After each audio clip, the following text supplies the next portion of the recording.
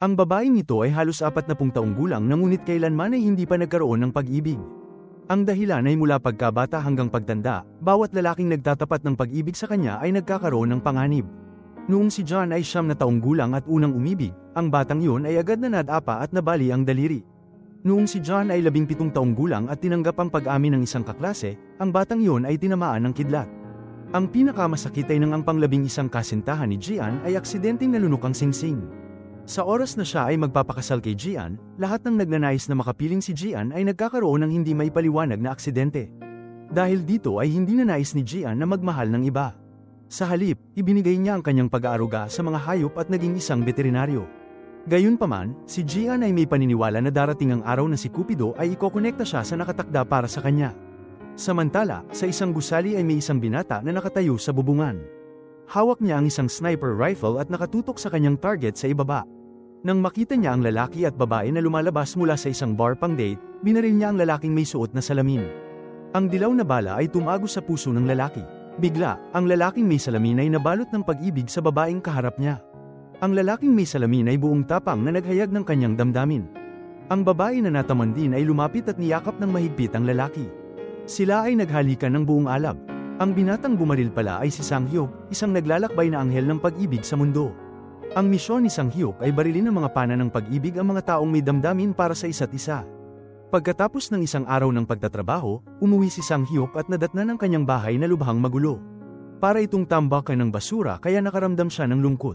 Nang malapit na siyang sumabog sa inis, ang aso sa sofa ay biglang naging tao at binati siya. Pagkatapos ay ipinagpatuloy ng aso at ng kanyang dalawang kasamahan ang kanilang laro. Lubhang nadismaya at hindi nakapagsalita si Sang-hyuk. Wala siyang nagawa kundi simulan ng paglilinis ng bahay at pagluluto para sa kanyang 3 kaibigan. Hindi pa rin nagrereklamo si Sang-hyuk dahil ang kasalukuyang kapalaran ng kanyang mga kaibigan ay dulot din niya. Mga 500 taon na ang nakalilipas, habang nasa isang misyon, si Sang-hyuk ay umibig sa isang babae sa palasyo. Inialay niya ang sarili upang harangin ang pana para protektahan ito, dahilan upang maparusahan ang kanyang mga kaibigan. Agad na naging bakal ang kanilang mga pakpak bilang mga anghel at maging si Yang Chil ay naging aso. Kaya kinailangan nilang patuloy na magpaulan ng mga pana ng pag-ibig sa mundo ng mga tao upang pagtagpuin ang mga magkasintahan. Tanging sa ganitong paraan lamang sila makababalik sa kanilang tunay na anyo. Bilang pagbabayad sa kanyang mga kasalanan, kusang loob na naging tagapag-alaga ni Sang-hyuk sa kanyang mga kaibigan. Samantala, si John ay nagtatrabaho bilang doktor sa isang ospital ng veterinaryo. Taglay ni John ang kagandahang nakabibighani sa lahat. Madalas siyang tawaging Diyosa dahil sa kanyang kariktan. Bagamat siya ay isang magandang babae na umaakit sa mga lalaki, hindi siya nangangahas magmahal sa panahong ito dahil natatakot siyang mapahamak ang mga lalaking makikilala niya. Nais ni John na baguhin ang kanyang malas na kapalaran sa pag-ibig, kaya nagpasya siyang humingi ng tulong sa isang manghuhula. Ipinahayag ng manghuhula na sa kanyang nakaraang buhay ay nakagawa siya ng isang malaking kasalanan. May kinuha si John na hindi niya dapat kunin. Kaya sa loob ng 500 taon, alinmang buhay ang kanyang muling pag-anakan, mananatili siyang nag-iisa. Inihayag din ng manghuhula na dumating na ang nakatakda para sa kanya. Kailangan lamang niyang pumunta sa tuktok ng bundok Inwangsan at humarap sa silangan. Sabi ng manghuhula, sa oras na taimtim siyang humingi ng kapatawaran, makikilala niya ang lalaking itinakda para sa kanya. Ngunit ang matalik niyang kaibigang si Sia ay naniniwalang wala itong basehan at biro lamang. Agad na hinila ni Sia si John palayo roon. Sa kanilang pag-uwi, hindi maalis ni John sa isip ang mga bilang na binanggit ng manghuhula bago siya umalis, 1 tao ang malubhang nasugatan at 3 tao ang namatay. Sa oras na yun, 2 sasakyan ang tumatakbo sa kalsada nang bigla itong nagbanggaan. Ang plaka ng sasakyan ay katulad ng mga bilang na sinabi ng manghuhula. Ang bilang ng mga nasawi at nasugatan ay tugma rin. Agad na bumalik si John sa tindahan upang hanapin ang manghuhula, ngunit naglaho ito ng walang bakas. Ang babaeng humarap kay John ay nagpakilalang may-ari ng tindahan. Sinabi ng babae na wala ng ibang lalaki roon. Matapos maranasan ang bagay na yun, naniwala si John sa sinabi ng manghuhula. Simula noon, araw-araw siyang pumupunta sa bundok Inwangsan upang humingi ng kapatawaran. Isang araw, habang pababa ng bundok si John, nakasalubong niya si Sang-hyuk na paakyat naman. Ang makisig na mukha ng binata ay agad na nakapukaw ng pansin ni John. Wala pa siyang nakikitang ganoong kagandang lalaki. Mas maganda pa si Sang-hyuk kaysa sa isang dalaga, kaya napaisip si John kung isa ba itong diwata. Pumunta si Sang-hyuk doon dahil nais niyang alalahanin ang kanyang unang pag-ibig na si Mina, ang babaeng nagdulot ng sakit sa kanya at sa kanyang mga kaibigan. Maraming taon na ang nakalilipas nang pumasok ang isang babae sa buhay ni Sang-hyuk. Sa gabing puno ng nyebe, si Mina ay nakipagkita kay Sang-hyuk pagkaraan ng 10:00 sa parke. Ngunit pagdating ni Sang-hyuk sa lugar ng pagkikita, naglaho na si Mina. Makalipas ang maraming taon, nadiskubre ng pulisya ang mga bangkay ng dalawang babaeng estudyante sa bundok Unwangsan, at isa roon ang kanyang unang pag-ibig. Hindi ito malimutan ni Sang-hyuk at sinisisi niya ang sarili dahil hindi niya naprotektahan ang babaeng minahal niya. Pagbaba ni Sang-hyuk ng bundok, nadatnan niyang nakaharang ang isang sasakyan sa kanyang kotse. Upang hanapin ang may-ari, pumasok siya sa bar sa tabi at tinawag ang may-ari ng sasakyan. Sa oras na yun, si John ay lasing at nakaupo sa bar. Nasalayan niya ang labis na kagupuhan ni Sang-hyuk at hindi niya napigilan ang paghanga. Pinagsikapan niyang tumayo, itinukod ang kamay sa mesa, at lumakad papunta kay Sang-hyuk. Sa sobrang kalasinggan, tinawag niya itong mahal bago siya bumagsak sa sahig. Inakala ng may-ari ng bar na kasintahan ni John si Sang-hyuk kaya agad siyang pinakiusapan na tulungan si John. Mabilis na ipinaliwanag ni Sang-hyuk na hindi niya kilala ang babae. Sa sandaling yun, may ilang lalaking gustong samantalahin ang sitwasyon at nagkunwaring kasintahan ni John. Malakas na tinanong ng may-ari si Sang-hyuk kung ipapasaba niya ang kanyang kasintahan sa mga estranghero roon. Wala nang nagawa si Sang-hyuk kundi buhatin palabas ng bar si John. Siya rin ang nagbayad ng pagkain ni John. Hindi rin niya nakuha ang tirahan ni John dahil mahimbing ang tulog nito. Sa huli, wala siyang nagawa kundi dalhin si John sa himpilan ng pulisya. Hindi inaasahan ni Sang-hyuk na sa kanyang pag-uwi ay masasaksihan niya ang isang nakakainis na pangyayari. May isang lalaki na palihim na iniwan ang kanyang aso sa gilid ng kalsada at dali-daling umalis. Hindi niya alam na hinahabol ng aso ang kanyang sasakyan. Galit na hamarang si Sang-hyuk sa gitna ng kalsada at pinigil ang sasakyan ng lalaki. Kasunod nito, kinuha niya ang kanyang baril at binaril ang gulong ng kotse. Pagkatapos, niyakap niya ang aso at tumalon sa ibabaw ng hood ng sasakyan. Sa susunod na putok, tinamaan ni Sang-hyuk sa dibdib ang lalaki. Agad na nagbago ang pakikitungo ng lalaki sa aso. Nang makita yon, nasiyahan si Sang-hyuk at umalis. Hindi nagtagal, magkasama silang kumain at uminom ni Nate, ang kanyang kaibigan, sa bahay ng pag-ibig. Labis ang paggalang ng may-ari sa kanila. Hindi lamang sila siningil kundi binigyan pa ng walang hangganang paggamit ng mga credit card. Ginawa niya ito dahil bago pumanaw ang kanyang lolo, iniwan nito ang bili na alagaan sila ng buong husay. Noon una ay hindi naniniwala ang may-ari na sila ay mga diwata, hanggang sa ginamit ni Sang-hyuk ang kanyang daliri upang pagdugtungin ang isang pag-ibig na hindi sinusuklian. Doon siya tuluyang naniwala na totoo si Cupido at buong pusong naglingkod sa kanila. Pagkatapos kumain, binigyan ng may-ari si Sang-hyuk ng tiket papunta sa eksibisyon ni Cupido. Nagkataon na binigyan din ng katrabaho ni John si John ng kaparehong tiket. Umaasa siyang matamaan ng pana ni Cupido si John upang makilala nito ang kanyang kapalaran. Sa exhibition, may isang batang nagtanong kay Sang-hyuk kung ano si Cupido. Hindi alam ni Sang-hyuk kung paano ipaliwanag ang kanyang sarili. Habang nag-iisip pa siya kung paano sasagutin ng bata, biglang may sumagot bago pa siya makapagsalita. Ang babae sa tabi niya ay si John. Iniisip ni John na masamang nilalang si Cupido dahil hindi siya kailanman tinamaan ng pana nito. Nakilala ni Sang-hyuk si John bilang ang babaeng lasing mula noong nakaraang gabi. Bumalik sa alaala ni John ang malabong pangyayari at nalaman niyang ang lalaking ito ang nagdala sa kanya sa himpilan ng pulisya. Sinisi ni John si Sang-hyuk dahil sa tingin niya ay hindi ito nagpakita ng paggalang. Iniisip niyang dapat ay dinala siya ni Sang-hyuk sa isang hotel para makapagpahinga. Hindi inaasahan ni John na pinatulog lamang siya ni Sang-hyuk nang magdamag sa isang upuan sa himpilan ng pulisya. Ipinaliwanag ni Sang-hyuk na hindi niya nagawang dalhin si John sa isang hotel dahil natatakot siyang pag-isipan ng masama kapag nagising ito. Nabatid ni John ang kanyang pagkakamali. Taos-puso siyang humingi ng paumanhin, ipinakilala ang sarili, at tinanong ang pangalan ni Sang-hyuk. Ayaw sabihin ni Sang-hyuk ang kanyang pangalan kaya napilitan si John na bigyan siya ng palayaw. Tinawag niya itong Superman dahil iniligtas siya ni Sang-hyuk sa masasamang tao. Kapag muli silang magkikita, tatawagin pa rin niya itong Superman. Iniisip ni Sang-hyuk na hindi na sila muling magkikita dahil hindi siya mahilig makipagkaibigan, lalo na sa mga babae. Sa kabaligtaran, umaasa si John na magkakaroon sila ng pagkakataong magkita muli dahil palagi niyang ninanais na may taong malapit sa kanya. Sa sandaling yun, nakatayo si John sa harap ng pinta ng Diyos ng pag-ibig. Nais niyang tanungin ng Diyos kung bakit siya pinabayaan, kung bakit hindi siya tinamaan ng kahit isang pana upang maranasan niya ang pag-ibig na normal sa ibang tao. Nais din niyang magkaroon ng maiinit na alaala kasama ang isang tao. Napansin ni Sang-hyuk ang lungkot sa mukha ni John kaya nakaramdam siya ng kaunting pagkakasala. Napatingin siya sa paligid at nadiskubre na ang lahat ay may pulang sinulid sa kanilang puso, maliban kay John. Kahit siya ay Diyos ng pag-ibig, hindi niya maunawaan kung bakit ganito. Napansin ni John na palihim siyang tinitingnan ni Sang-hyuk kaya lumapit siya at sinabi na tinitingnan siya nito nang may kislap sa mga mata. Agad nagdahilan si Sang-hyuk na ang tinitingnan niya ay ang pinta sa likod. Ngunit tinanong ni John kung siya ba ay kasing ganda ng pinta na yon. Natigilan at hindi nakasagot si Sang-hyuk. Ipinahayag ni John na may mga mata siya sa batok kaya alam niyang palihim siyang tinitingnan ni Sang-hyuk. Binalaan niya si Sang-hyuk na huwag siyang magustuhan dahil kung hindi ay mamalasin ito. Bigla namang nakalanghap ng isang amoy si John mula kay Sang-hyuk. Lumapit siya upang mas makilala ang amoy na yon. Naglapit sila at unti-unting umusbong ang isang mainit na pakiramdam. Dahil sa labis na hiya, hinawakan ni Sang-hyuk ang mukha ni John at itinuro ang isang florera ng mga bulaklak sa silid ng exhibition. Sinabi niyang yun ang amoy na nalanghap ni John. Naasiwa si John kaya agad siyang umalis. Hindi niya alam kung bakit kakaiba ang tibok ng kanyang puso sa sandaling yun. Kahit habang nagmamaneho palayo, namumula pa rin ang kanyang mga pisngi. Si Sang-hyuk naman ay nahumaling sa malaya at matapang na babae. Nagtataka siya kung bakit wala si John ng pulang sinulid kaya hindi niya namalayang sinusundan niya ito. Ngunit sa kalagitnaan ng kanyang pagsunod, napagtanto ni Sang-hyuk na kakaiba ang kanyang ginagawa kaya naisipan niyang umalis. Bigla niyang nakita si John na tumawid sa pulang ilaw at nagmamadali. Dahil sa kuryosidad, agad niya itong sinundan. Nalaman niya na nakatanggap si John ng tawag mula sa ospital na may asong malubhang nasugatan at kailangan ng agarang operasyon. Dahil sa balitang ito, nagmamadaling bumalik si John sa silid operasyon nang hindi iniisip ang sarili niyang kapahamakan. Habang nasa operasyon si John, pinagmamasdan siya ni Sang-hyuk mula sa kotse. Napahanga siya sa mabait at masigasig na veterinaryo. Kinagabihan, inalala ni John ang malabong sandali nila ni Sang-hyuk at patuloy na bumibilis ang tibok ng kanyang puso. Kasabay nito, napanaginipan din ni Sang-hyuk si John. Sa panaginip, tinali ni John si Sang-hyuk gamit ang lubid at binalaan siya na kung iibigin siya nito, masasaktan siya.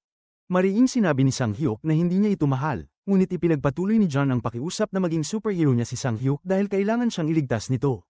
Paulit-ulit na sinabi ni Sang-hyuk na hindi siya isang superhero at pinakiusapan si John na pakawalan siya. Nagulat si Sang-hyuk at biglang nagising. Nakita niya si Yang Chil na nakahiga sa ibabaw niya. Nabigla siya na ang aso niyang kaibigan ay gumapang paakyat para matulog. Hindi na siya nagsalita at agad niyang itinulak ito pababa sa sahig. Hindi nagtagal, nakatanggap ng ulat ang pulisya, may babaeng nasa 40 anyos ang nawawala malapit sa Inwangsan Mountain. Sa kuha ng CCTV, nakita nilang ang huling paglitaw ng babae ay habang papalabas ng bar. Noon, may lalaking nakaitim na sumusunod sa kanya. Sa tala ng tawag ng babae, natukoy ng pulis na ang pinakamalaking sospek ay ang kasintahan nitong si Kim Wook. Madalas silang mag-usap at natagpuan pa ang dugo ng babae sa loob ng kotse ni Kim Wook. Habang sinusubaybayan ng mga pulis si Kim Wook, nasaksihan nila mismo ang pagtapon niya sa damit ng babae sa basurahan. Dahil sa mga ebidensya, nagpasya ang pulisya na arestuhin siya. Pero paliwanag ni Kim Wook, nag-away daw sila sa loob ng kotse kaya nagkaroon ng bakas ng dugo. Tungkol naman sa pagtapon niya sa madugong damit, bumili raw siya ng bagong damit para sa babae noong oras na yun. Nang mapanood niya sa TV ang balita ng pagkawala ng babae, natakot daw siyang madamay kaya itinapon niya ang damit sa basurahan. Kumuha rin ng pahayag ang mga pulis sa mga saksi, ang may-ari ng bar at ang may-ari ng real estate company. Hindi man nakita ng mga saksi ang mukha ng lalaking nakaitim, malinaw naman sa kanila ang tangkad at pangangatawan. Nang ikumpara, napansin ng mga pulis na mas mababa at mas payat ang lalaking nakaitim kaysa kay Kim Wook. Idinagdag din ng may-ari ng bar na may isa pang babaeng kasamang uminom ang nawawalang babae. Bagamat madalas raw pumunta roon ng babaeng yun, hindi niya alam ang pangalan nito. Ang tinutukoy na babae ng may-ari ay si Joanne. Sa panahong yun, hindi alam ni Joanne na isa siya sa mga huling taong nakasalamuhan ng biktima. Ilang araw na ang nakaraan, pagkagaling niya sa Inwangsan Mountain para magsisi, dumaan si Joanne sa isang maliit na bar sa paanan ng bundok para uminom. Iminungkahi ng may-ari ng bar kay Joanne na makisalo sa mesa ng isang babaeng nag-iisa ring umiinom. Masaya at maluwag silang nagkwentuhan. Pagkaalis, gusto sanang makipagpalitan ng contact number ng babae kay Joanne. Pero dahil walang dala si Joanne na cellphone, hindi niya masave ang number. Nagkataon ding lobat ang cellphone ng babae. Kaya sa huli, isinulat ni Joanne ang sarili niyang numero sa isang papel at iniabot dito. Hindi na nakakuha ng dagdag na mahalagang impormasyon ng mga pulis sa may-ari ng bar, kaya ipinagpatuloy nila ang pagsuri sa mga kuha ng CCTV noong araw na yun. Samantala, nakatanggap ng tawag si Captain So, siya ang namumuno sa kaso. Ang dati niyang kasamahan ay naaksidente sa sasakyan at trahedyang namatay. Dumalo si Captain So sa burol at nalaman niyang parehong nasawi ang mag-asawa at ang mga aso lamang ang nakaligtas. Isa sa mga aso ay malubha ang pinsala kaya dinala ito sa veterinary hospital. Pumunta si Captain So sa veterinary hospital para dalawin ang aso. Laking gulat niya na marami ring kalalakihang may dalang mga aso ang nasa waiting area para magpa-check up. Habang naguguluhan si Captain So sa sitwasyon, lumabas naman si Joanne ng klinika para sunduin ang susunod na pasyente. Masayang-masaya ang kaibigan ni Sang-hyuk na si Yang Chil nang makabalik siya sa anyong tao. Gusto niya agad makipag-date sa girlfriend niya, ayusin ang relasyon nila at pati ang tinatawag nilang 4 sweet kiss. Pero sa pinakaimportanteng sandali, bigla ulit siyang naganyong aso, dahilan para magalit ng husto ang girlfriend niya. Tuloy-tuloy siyang minura nito at tinawag pa siyang pinakamalaking gago sa mundo. Pag-uwi ni Yang Chil, nalungkot at need-press siya. Nag-aalala si Sang Hyuk sa kalagayan ni Yang Chil, kaya dinala niya ito sa veterinary hospital para magpa-check up. Pagdating nila roon, nagulat si Sang Hyuk nang makita ang dami ng lalaking naghihintay kay Joan. Nag-isip siya, dati-dati, reklamo si Joan sa kanya na walang nanliligaw sa kanya. Pero ngayon parang sobrang in-demand na siya. Habang naghahanap ng upuan si Sang Hyuk, lalo pa siyang nagulat nang makita si Captain So sa tabi niya. Sa totoo lang, si Captain So ay ang dating hari 500 taon na ang nakalipas. Umaasa si Sang Hyuk na hindi siya makikilala nito. Pagkakita ni Captain So kay Joan, ipinaliwanag niya na ang pakay niya ay ampunin ang aso ng kanyang dating kasamahan, paraan para subukan ang kakayahan niya sa pag-aalaga ng aso. Tinanong siya ni Joan ang sunod-sunod na panglaro na tanong, na sinasagot naman niya ng matiisin. Pinagmamasdan lahat ito ni Sang Hyuk. Noon, hindi pa niya napapansin na nagseselos na pala siya. Naiinis siya kay Joan dahil lagi nitong sinasabing wala pa siyang minahal. Pero ngayon, nakikita niyang nakikipag-usap ito ng malapit sa ibang lalaki. Nang siya na ang tinatawag para sa check-up, lihim pang nagdagdag ng kaunting makeup si Joan. Pero dahil sa selos, hindi ito pinansin ni Sang Hyuk. Narinig niyang nagpakilala si Joan, at para bang bumalik siya sa alaala ng kanyang pag-ibig 500 taon na ang nakalipas. Lalo tuloy siyang nainis. Sinabi ni Sang Hyuk na sanay si Joan mang-akit ng lalaki at iniisip pa niyang niloloko lang ni Joan ang mga lalaking yun.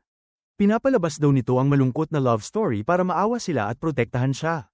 Para kay Sang Hyuk, yun ang dahilan kung bakit hindi makabana si Joan ng palaso ng pag-ibig.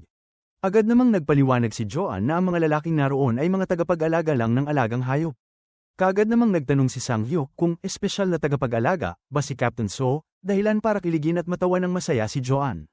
Namula pa ang pisngi ni Joan habang kaharap si Captain So. Sa huli, hinila na ni Sang Hyuk palabas ng klinika si Yang Chil.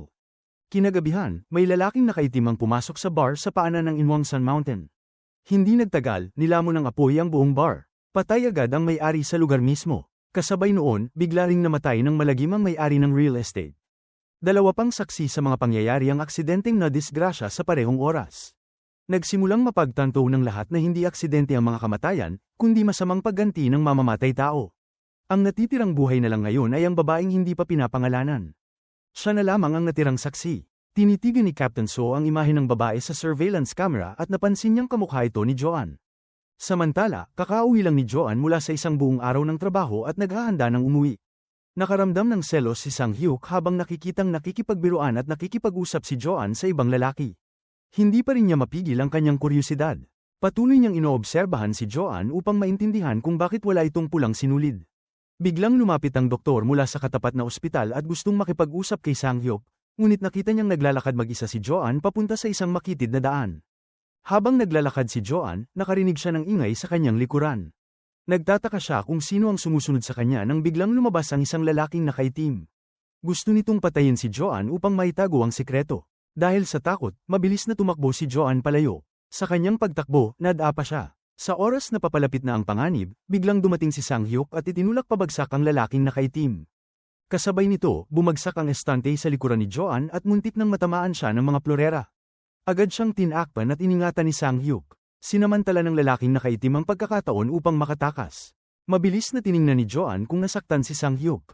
Nagulat siya nang makita na wala man lang galos ito. Naalala ni Joan ang mga lalaking nakilala niya noon, ang isa ay tinamaan ng kidlat, ang isa ay nabulunan sa malamig na tubig, at ang isa naman ay natamba at nabali ang ilong.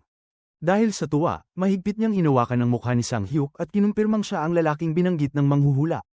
Hindi napigilan ni Joan ang sarili at hinalikan niya sa pisngi si Sang Hyuk.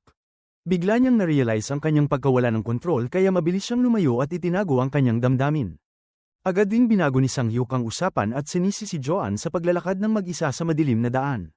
Kung hindi siya dumating sa tamang oras, may masamang mangyayari sana. Ipinaliwanag ni Joan na may tagpuan siya ng kaibigan sa isang kainan ng inihaw na bituka ng baka at para makarating agad, dumaan siya sa shortcut. Gusto ring malaman ni Joan kung bakit naroon si Sang Hyuk. Hindi masabi ni Sang Hyuk ang totoo na sinusundan niya ito kaya sinabi na lang niyang pupunta rin siya sa kainan ng inihaw na bituka ng baka. Sa narinig, natuwa si Joan. Naalala niyang una silang nagkita sa isang pub sa bundok at ngayon pareho pala silang mahilig sa inihaw na bituka ng baka. Para kay Joan, kung iisa ang mapipili nilang kainan, marahil ay tadhana na yon. Nararamdaman ni John na muling dumarating ang kanyang pag-ibig. Pinangunahan ni John si Sang-hyuk papunta sa isang kainan. Sa sangandaan ng dalawang kainan ng inihaw na bituka ng baka, nagtanong si John kay Sang-hyuk kung alin ang nais niyang puntahan. Hindi inasahan, nagtanong din si Sang-hyuk ng parehong bagay. Nang matapos magsalita si John, agad namang sinabi ni Sang-hyuk na pupunta siya sa kainan sa tabi. Ngunit inakala ni John na pareho silang pupunta sa parehong lugar. Natuwa si John dahil para sa kanya yon ang tadhana na matagal niyang hinihintay. Nagtaka at naguluhan si Sang-hyuk, kaya mabilis niyang binago ang sagot. Pinili ni Sang-hyuk ng sapalaran ng isang kainan at pumasok. Sumunod agad si John. Pumasok siya upang magpasalamat ng magalang kay Sang-hyuk dahil iniligtas siya nito. Pinaka nagpapasalamat si John na ligtas siyang nakalabas sa nangyari. Pagkatapos magpasalamat, umalis si John papunta sa tagpuan kasama si Sia. Tiningnan ni Sang-hyuk ang kanyang anyo habang palayo at nakaramdam ng kaunting lungkot. Sabik at masaya si John kaya agad niyang ikinwento kay Sia ang tungkol kay Sang-hyuk. Tiyak si John na siya ang nakatakdang lalaki para sa kanya. Marahil narinig ng Diyos ang panalangin niya sa bundok. Naniniwala si John na yun ang simula ng kanilang relasyon. Pinapaalalahanan siya ni Sia na may 6 pang beses bago niya makumpleto ang 1,000 panalangin ng pagsisisi, at sa ika-1,000 araw lamang darating ang nakatakdang lalaki. Ipinapakita nito na hindi pa dapat ituring na nakatakda si Sang-hyuk kay John. Inisip ni John na sinugo ng Diyos ang kanyang lalaki ng maaga. Naisip ni Sia na baka gusto lamang ni John si Sang-hyuk, kaya ipinagpalagay ni John na siya na ang nakatakda. Nagtanong din si Sia ng kabaligtaran, paano kung ang lalaking pinili ni John ay hindi ang lalaking ipinadala ng Diyos? Agad namang tumugon si John na bilang Diyos, tiyak na alam nito kung anong uri ng lalaki ang kanyang gusto. Upang matiyak na hindi magkamali ang Diyos, sa natitirang 6 na beses ay pag-iisipan ni John ng mabuti at maingat ang kanyang perpektong uri. Ngunit hindi alam ni John na nasaktan si Sang-hyuk. Pag-uwi ni Sang-hyuk, napansin niya ang gasgas sa kanyang noo na dulot ng isang tulisan. Naalala ni Sang-hyuk ang sandali nang halikan siya ni John. Samantala, dahil sa labis na pag-inom, umiikot at nagwawala si John sa kama. Naniniwala siya na si Sang-hyuk ang lalaking matagal na niyang hinihintay. Kinabukasan, nang umakyat siya sa bundok para manalangin, hindi lamang malakas niyang binigkas ang pangalan ni Sang-hyuk kundi inilarawan pa niya ito bilang isang Diyos. Ngunit sa pagkakataong yun, wala siyang larawan ni Sang-hyuk. Ipinangako ni John na magdadala siya ng larawan sa susunod. Upang makakuha ng larawan ni Sang-hyuk, naisip niya ang isang paraan at sinimulan nito sa aso na si Young-chil. Tinawagan niya si Sang-hyuk upang ipaalam na masyadong mabigat ang aso at kailangan itong dalhin para magpa-check up. Nagduda si Sang-hyuk sa pakay ng tawag at inakala pa niyang para itong isang alok ng serbisyo ng veterinaryo. Agad na tinanggihan ni Sang-hyuk si John. Pagkababa ng telepono, inilabas ni Sang-hyuk si Young-chil para maglakad-lakad. Samantala, nakatanggap si Captain So ng tawag mula sa veterinaryong ospital na nagsasabing kailangan niyang pumunta roon upang kumpletuhin ang mga papeles para sa pag-ampun ng hayop. Muling nagkita sina Captain So at Sang-hyuk. Paulit-ulit na nakatitig si Captain So kay Sang-hyuk. Pakiramdam niya ay matagal na silang magkakilala. Iniwas ni Sang-hyuk ang kanyang tingin at tumangging sumunod sa kondisyon na may hindi magandang ekspresyon. Magtatanong pa sana si Captain So nang tawagin ng nurse ang kanyang pangalan. Naalala ni Sang-hyuk ang tagpo kung saan masayang nag-uusap at nagtatawanan sina Captain So at John. Dito unti-unting sumiklab ang selos. Ipinakita ni Captain So ang hawak niyang numerong 17 at sinabing pumili si Sang-hyuk. Ngunit may kumpiyansa si Captain So at sinabi niyang mayroon siyang numero ng reserbasyon, kaya hindi na kailangang pumila. Pagkatapos, diretsyong pumasok si Captain So sa klinika nang hindi pinapansin ng mga lalaking naghihintay sa labas. Sa waiting area, pinag-uusapan ng mga aso ang relasyon ni Captain So at John. Isinalaysay ni Young-chil kay Sang-hyuk ang usapan ng mga aso. Sabi nila, malapit nang maging magkasintahan ang dalawa. Nagselos at nagmukmak si Sang-hyuk. Nang dumating na ang oras ni Sang-hyuk para pumasok sa loob, aksidenteng napansin ni John ang sugat sa kanyang noo. Lumapit siya upang suriin at linisin ang sugat. Dahil sa lapit nila sa isa't isa, pareho silang namula at bumilis ang tibok ng puso. Kinabahan si Sang-hyuk at napalunok, nakalimutan na niya kung bakit niya gustong hanapin si John. Para magkaroon ng mas maraming pagkakataong makasama ang kanyang itinatadhana, nagpa siya si John na imbitahan si Sang-hyuk sa hapunan. Pumunta silang dalawa sa isang kilalang lugar para sa mga walang kapareha, ang Love House. Nang buksan ni John ang menu, nagulat siya sa presyo ng mga putahe. Nang makita niya si Sang-hyuk na umu-order, napabuntong hininga na lamang siya at inalo ang sarili na kakain na lamang siya ng pansit sa susunod na buwan. Dahil gusto niyang makuha ang puso ng lalaking parang Diyos sa paningin niya, nagpa siya si John na maging galante kahit minsan lang. Hindi alam ni Sang-hyuk ang mga lihim na iniisip ni John. Ang nasa isip lamang ni Sang-hyuk ay tulungan si John na makahanap ng bagong kasintahan. Nagsabi si Sang-hyuk ng ilang mga lalaking madalas pumunta sa veterinaryong ospital, ngunit wala ni isa ang nagustuhan ni John. Tinanong din ni John kung bakit ayaw ni Sang-hyuk na bumuo ng relasyon sa iba. Kung lilito ang kanyang nakatakdang babae, ano ang gagawin ni Sang-hyuk? Muli ipinakita ni Sang-hyuk na ayaw niyang makipag-date sa kahit sino. Paalala ni John na huwag magsalita ng ganoon dahil walang nakakaalam kung ano ang mangyayari sa hinaharap. Nang magbabayad na sila ng bill, nadiskubre ni John na nauna nang nagbayad si Sang-hyuk. Nagtaka siya kung bakit siya nito binayaran. Tapat na sinabi ni Sang-hyuk na nakita niyang nanginginig ang kamay ni John habang umiinom ng tubig. Si John ay nagpaliwanag na siya ay uhaw at natuwa nang makakita ng tubig. Nag-alok siyang bayaran ng para kay Sang-hyuk, ngunit sinabi ni Sang-hyuk na wala siyang bangko o credit card.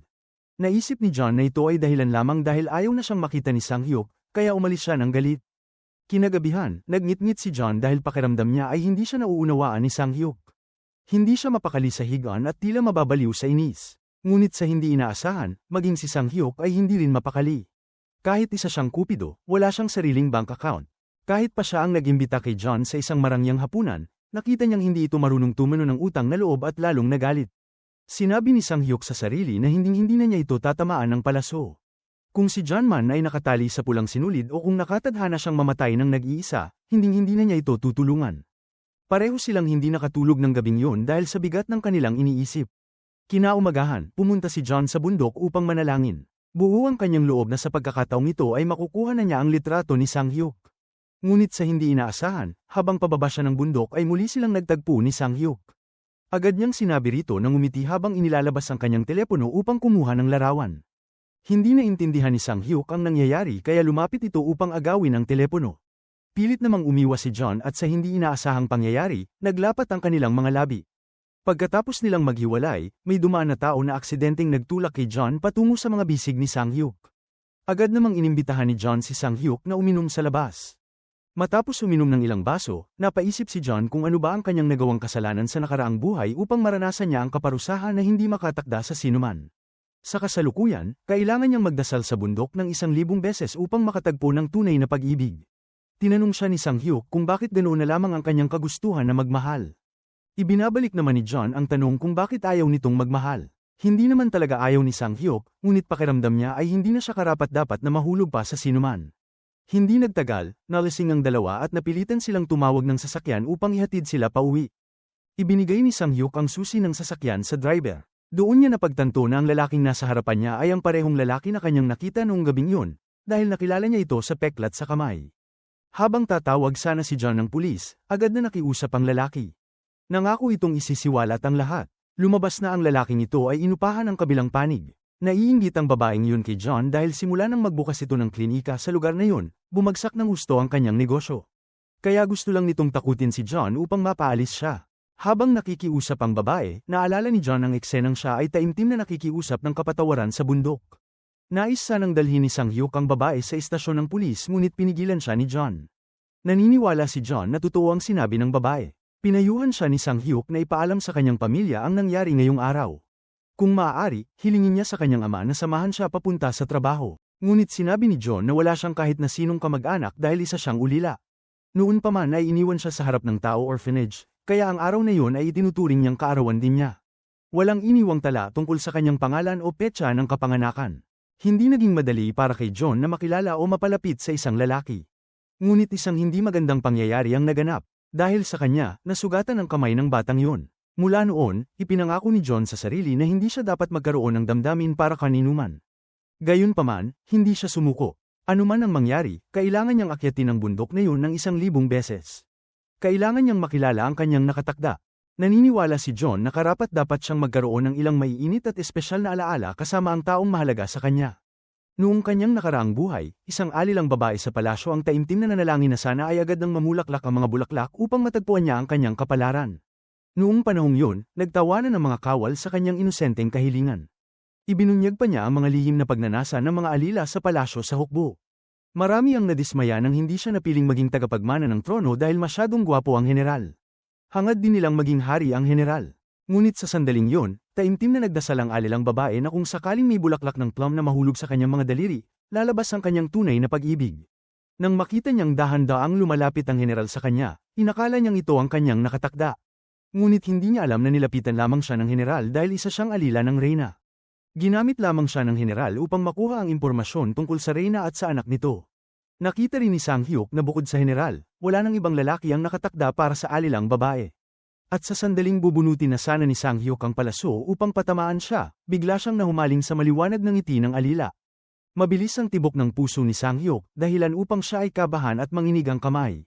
Dahil dito, aksidente niyang pinakawalan ng palaso ng pag-ibig papunta sa kanyang sarili.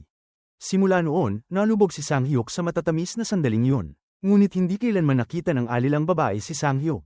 Hindi nagtagal, pumanaw ang hari. Upang maipaluklok ang kanyang bunsong anak sa trono, nagplano ang reyna na ipapatay ang hukbo. Narinig ito ng alilang babae at nagmamadaling nagulat. Ngunit sa kasamaang palad, narinig ng reyna ang ingay ng kanyang pagtakbo. Agad itong nagpadala ng mga tauhan upang siya ay patayin. Naabutan siya sa gilid ng bangin at sa kawalan ng pag-asa ay panyana siya ng mamamatay tao upang mahulog. Sa kritikal na sandaling yun, pinalipad ni Sang-hyuk ang kanyang mga pakpak at iniligtas ang buhay ng alila. Dinala ni Sang-hyuk ang alilang babae sa isang kuweba upang pagalingin ang kanyang mga sugat. Ngunit dahil hindi siya nakikita ng alila, hindi nito nalaman kung sino ang nagligtas sa kanya. Sa paniniwalang gustong pabagsakin ng reyna ang hukbo, nagmamadali siyang bumalik sa palasyo upang magulat. Nais sana siyang sundan ni Sang-hyuk ngunit pinigilan siya ng isang lalaking nakasuot ng sombrero. Sinabi ng lalaki na ang alilang babae at ang general ay nakatadhana bilang magkapareha sa susunod na buhay. Sa orihinal na takbo ng tadhana, dapat ay nahulog siya sa bangin at isinakripisyo ang sarili para sa general. Ngunit dahil iniligtas siya ni Sang-hyuk, nabasag ang itinakdang kapalaran. Dahil dito, parurusahan si Sang-hyuk sa pamamagitan ng apoy. Kasabay nito, mahigpit na iniutos ng lalaking nakasuot ng sombrero na huwag nang makialam si Sang-hyuk sa kapalaran ng alilang babae at ng general. Dahil nakatakda na ang mga tao at mga diwata ay hindi maaaring magsama, naalala ni Sang-hyuk ang ngiti ng alilang babae. Hindi niya matanggap ang ganitong kapalaran. Kaya lumabas siya sa bilog ng apoy, handang sunugin ang kanyang mga pakpak. Sa parehong sandali, mayroong rebelyong nagaganap sa loob ng palasyo. Ang hukbo na nakatago sa dilim ay dahan-daang sumusulong. Bigla namang nagmulat ng mata si Kapitan So at nagising. Lumabas na ang lahat ng naganap ay isang panaginip lamang. Hindi alam ni Kapitan So na siya noon ang general ng hukbo at siya rin ang magiging hari sa hinaharap. Samantalang si John ang alilang babae at si Sang-hyuk ang Diyos ng pag-ibig. Ang tadhana sa pagitan ng tatlo ay nagpatuloy hanggang sa kasalukuyang buhay. Ngayon, dumating si Sang-hyuk upang hanapin si John. Sinabi niya rito na siya ang matagal na nitong hinihintay. Nagulat si John at muling nagtanong upang makasiguro sa narinig niya. Sinabi ni Sang-hyuk na may ipapakilala siyang tao sa kanya. Inakala ni John na nagkamali siya ng pagkakaintindi hanggang sa ulitin ito ni Sang-hyuk. Nagalit si John at inilalarawan ang kanyang tipo ng lalaki. Gusto lamang ni John ay isang taong bata at gwapo. Nais pang malaman ni Sang-hyuk kaya sinundan niya ito sa kanyang pinagtatrabahuhan at muling nagtanong. Sagot ni John, dapat ay 4 na taon na mas bata ito kaysa sa kanya at kailangang gwapo. Ang pinakamahalaga, hindi kailanman dapat masaktan ang taong yun. Nalilito rin si John kung bakit gustong hanapan siya ni Sang-hyuk ng kasintahan. Ipinaliwanag ni Sang-hyuk na ayaw niyang manatiling mag-isa si John. Gusto niyang makasama ito ng isang mabuting tao at mamuhay ng masaya. Lubos na naantig si John sa mga salitang yun. Ngunit nang tumakbo siya upang pigilan si Sang-hyuk, nakalayo na ito sakay ng kotse. Sa sandaling yun, dumating si Kapitan So at tinanong si John kung naniniwala siya sa mga nakaraang buhay. Sa tulong ng may-ari ng Love House, tiningnan ni Sang-hyuk ang maraming larawan ng mga lalaki at isa-isang pinili ang mga posibleng kandidato. Nagtaka ang may-ari kung bakit hindi niya panyana ang lalaking konektado kay John sa pamamagitan ng pulang sinulid. Ipinaliwanag ni Sang-hyuk na si John ay walang pulang sinulid.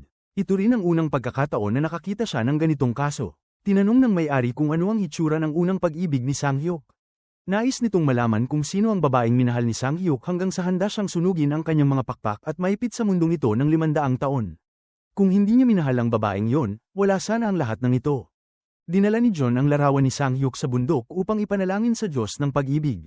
Ipinahayag niyang yon ang kanyang ideal na tipo. Umaasa si John na hindi na muling magkakamali ang Diyos ng pag-ibig. Pinili ni Sang-hyuk ang isang taong akmang-akma kay John. Kinuha niya ang larawan nito at ipinadala sa kanya. Tahimik na tinawag ni John na hanggal si Sang-hyuk. Tinanggihan niya ang alok dahil hindi kahawig ng kanyang iniidolo ang lalaki. Gayunpaman, hindi sumuko si Sang-hyuk. Nang makita niyang lumabas si In Seong sa telebisyon, bigla siyang nagkaroon ng isang ideya. Nagtanong siya sa ibang mga anghel kung kasal na ba si In Seong at kung saan ito nakatira. Makalipas ang ilang sandali, isang mainit na balita ang nakakuha ng atensyon ni Sang-hyuk. Ang kinaroroonan ng isang babae na nawala sa paradahan ay nananatiling hindi pa rin alam. Gayunman, isang babae na nasa 20 taong gulang ang natagpuang patay makalipas ang 2 araw ng pagsisiyasat. Bukod dito, ang 2 naunang saksi ay namatay din, ang isa sa sunog at ang isa naman ay nahulog. Hanggang sa kasalukuyan, walang naging pag-usad ang kaso. Sinuri ni Sang-hyuk ang kasong ito. Napansin niyang ito ay halos kapareho ng kaso ng kanyang unang pag-ibig. Pinaghihinalaan ni Sang-hyuk na ang parehong tao ang may kagagawan. Ang mamamatay tao na pumatay sa kanyang unang minahal ay hindi pa rin nahahanap. Dahil dito, nanatiling hindi nalulutas ang kasong ito sa loob ng maraming taon. Ngunit hindi kailanman sumuko si Sang-hyuk. Pumunta siya sa istasyon ng pulisya upang makipagkita kay Kapitan So. Ikinwento niya na ang kanyang unang pag-ibig ay bigla na lamang nawala noong taong yun. Kasabay nito, 4 pang kababaihan ang misteryosong nawala rin. Umuulan ng nyebe tuwing gabi na sila ay naglalaho, at ang mga yon ay mga gabing naitala bilang pinakamalakas na pag-ulan ng nyebe. Napagtanto ni Kapitan So na magkakahiwalay ang mga insidenteng ito. Tila ito ay mga kaso lamang ng mga taong nawala tuwing taglamig o mga taong namatay sa aksidente. Kaya para sa kanya, walang kaugnayan ito sa kaso. Magkaiba ang pananaw ni Sang-hyuk at Kapitan So. Ngunit sa kalagitnaan ng investigasyon, natuklasan ni Sang-hyuk na may 7 kasalaanang nagawa ng mga kababaihan noong panahon ng dinastiyang Joseon. Lahat ng 7 kasalaanang ito ay itinuturing na mabibigat na krimen. Ang mga biktimang napatay noon ay nakatanggap lahat ng isang pulang aklat, na itinuturing na babala mula sa mamamatay tao. Ang 5 biktimang ito ay tumutugma sa tsismis ng pagsuway. Bukod sa hindi pagkakaroon ng anak, kasama rin dito ang pagnanakaw at pagkakasakit. Ang pagkakasakit ang tanging kaso na hindi natagumpayan ng salarin. Kaya't may 3 kasalanan pang natitira sa 7, ito ay ang pagkakasakit, pangangaliwa, at panibugho. Kung iisang tao ang may kagagawan, makakakita si Kapitan So ng pulang aklat sa bahay ng nawawalang babae. Kung matagpuan ang pulang aklat, 2 pang kaso ng pagkawala ng kababaihan ang lalabas. Tinitigan ni Kapitan So ang mga ebidensyang nasa harap niya at napaisip ng malalim. Sa sandaling yun, dumating ang isa sa kanyang mga tauhan upang iulat ang tungkol sa pagkakakilanlan ni Sang-hyuk. Tinanong ni Kapitan So si Sang-hyuk kung totoo bang ipinanganak siya noong taong 1974. Kung gayon, bakit alam niya ang napakaraming detalye tungkol sa isang kaso noong 1973? Inakala ng kapitan na mahilig lamang si Sang-hyuk manood ng pelikula at nais nitong maging isang manunulat ng kwento ng investigasyon. Sa kanyang palagay, ang mga sinabi ni Sang-hyuk ay walang katotohanan. Hindi maaaring ibunyag ni Sang-hyuk ang kanyang tunay na pagkakakilanlan dahil ang mga bagay na ito ay nagpapaalala sa kanya ng kanyang unang pag-ibig na pumanaw. Pinagpaparusahang mabuti ni Sang-hyuk ang kanyang sarili. Kung hindi lamang niya ito pinansin mula sa simula, hindi sana nangyari ang trahedya. Sa parehong sandali, si John ay taimtim na nananalangin sa bundok. Kinuha ni John ang larawan ni Sang-hyuk at taimtim na nanalangin sa Diyos na ipagkaloob sa kanya ang lalaking ito. Pagkatapos ng kanyang panalangin, dumaan siya sa isang malapit na bar. Mabilis niyang napagtanto na naiwan niya ang larawan ni Sang-hyuk sa bundok, kaya dali-dali siyang tumakbo pabalik upang kunin ito. Sa kanyang pagbalik, laking gulat ni John nang makita niyang naroon din si Sang-hyuk. Nakilala ni John ang lalaking gusto niya sa lugar kung saan siya paulit-ulit na nananalangin. Kaya naniwala siya na ito ay isang regalo mula sa Diyos. Si Sang-hyuk ang nakatakdang lalaki na matagal na niyang hinihintay. Naalala ni John ang mga sinabi ni Sang-hyuk noon, na ayaw nitong manatili siyang mag-isa. Kaya nag-ipon siya ng tapang upang ipahayag ang kanyang damdamin kay Sang-hyuk. Sinabi niya na hindi kailanman makakahanap si Sang-hyuk ng lalaking akma para sa kanya, dahil ang taong yun ay nasa harapan niya. Ang taong yun ay si Sang-hyuk mismo. Ngunit hindi pa rin kayang bitawan ni Sang-hyuk ang kanyang unang pag-ibig. Bukod pa rito, napakalayo ng kanilang mga mundo. Dahil dito, matatag niyang tinanggihan si John. Upang tuluyang mawala ang pag-asa nito, sinabi ni Sang-hyuk na awa lamang ang kanyang nararamdaman para kay John. Dahil ipinanganak siyang ulila, hindi niya naranasan ang pag-ibig mula sa mga magulang o kamag-anak. Kaya hindi niya alam kung sino ang tunay na nagmamahal sa kanya at kung sino lang ang mabait. Iyon ang dahilan kung bakit gusto lamang ni Sang-hyuk na ipares siya sa isang lalaking akma sa kanyang pangarap. Hindi ito pag-ibig, ito ay simpatiya lamang. Pag-uwi ni John sa kanilang bahay, siya ay labis na nalungkot at napaiyak. Patuloy na bumabalik sa kanyang isipan ang mga sandaling pinagsaluhan nila ni Sang-hyuk. Hindi niya kayang kalimutan ang matatamis na alaala nilang dalawa. Hindi siya naniniwala na walang nararamdaman si Sang-hyuk para sa kanya. Maging si Sang-hyuk ay nahirapang makatulog ng gabing yun. Paulit-ulit niyang naaalala ang sandaling sinabi ni John na gusto siya nito. Hindi magawang aminin ni Sang-hyuk ang kanyang damdamin, ngunit hindi niya napigil ang maantig ang puso. Kinabukasan, maagang nagising si John. Ngayong araw ang ika-1,000 beses niyang pag-akyat sa bundok upang manalangin. Gusto niyang malaman kung sino talaga ang kanyang nakatakda. Ngunit nang umalis siya ng bahay, isang lalaking nakaitim ang biglang sumunod sa kanya. Sa parehong oras, nagpunta rin si Kapitan So sa ospital ng mga alagang hayop upang bisitahin ang aso. Aksidente niyang nakita ang isang payong sa mesa ng resepsyonista. Sa kaso ng nawawalang babae, hinahanap ng mga pulis ang may-ari ng payong na yun. Sapagkat noong gabing yun ng pagkawala, ang babaeng may hawak ng payong ay isa sa mga saksi. Alam ni Kapitan So na si John ang gumamit ng payong na yun noong gabing yun. At ngayon, nakalib si John. Dahil dito, agad siyang nakaramdam ng masamang kutob. Nagmadali siyang umalis upang hanapin si John. Sa parehong sandali, naroon din si Sang-hyuk sa harap ng ospital ng mga alagang hayop. Sa simula, gusto lamang niyang lihim na silipin si John. Ngunit matapos ang mahabang pag-aalinlangan, pinili pa rin niyang pumasok. Narinig ni Sang-hyuk ang usapan ng mga tauhan tungkol sa pagiging saksi ni John sa pagkawala. Natakot siya na baka si John ang susunod na puntiryahin ng mamamatay tao. Kaya't nagmadali siyang tumakbo paakyat ng bundok upang hanapin siya. Sa oras na yon, si John ay taimtim na nananalangin sa gitna ng ulan. Hindi niya napansin na ang bag sa tabi niya ay may pulang label. Nang tumayo siya, bigla siyang nakarinig ng kakaibang tunog. Parang may sumusunod sa kanya. Sa wakas ay nakarating si Sang-hyuk sa gilid ng bangin. Ngunit ang taong nakita niya roon ay hindi si John kundi isang lalaking may suot na sombrero. Sinabi ng lalaki na muli na namang nakalimutan ni Sang-hyuk ang kanyang babala. Matagal na niyang sinabi kay Sang-hyuk na huwag niyang buksan ang kanyang puso para sa sinumang babae. Naalala ni Sang-hyuk ang kanyang nakaraang buhay, kung saan paulit-ulit niyang sinabi sa mga mortal at sa mga Diyos na hindi sila maaaring magsama. Sa tuwing binubuksan niya ang kanyang puso para sa isang babae, palaging nagtatapos ito sa trahedya. Kaya't kailanman ay hindi dapat magkaroon ng damdamin si Sang-hyuk para kaninuman. Pagkatapos magsalita ng lalaki na may sombrero, tumingin ito sa ibaba ng bangin. Agad namang tumakbo si Sang-hyuk upang silipin at doon niya natuklasan na ang babaeng mahal niya ay nakahandusay at patay na sa paanan ng bundok. Ang mapait na kapalaran niya noon at sa kasalukuyang buhay ay nagpasidhi ng galit sa kanyang puso. Buong lakas na lumaban si Sang-hyuk sa lalaking may sombrero, ngunit tinawag nito ang apoy at sinunog ang mga pakpak ni Sang-hyuk. Sinugitan pa niya ito gamit ang kutsilyo. Pagkatapos ay itinulak niya si Sang-hyuk pababa ng bangin.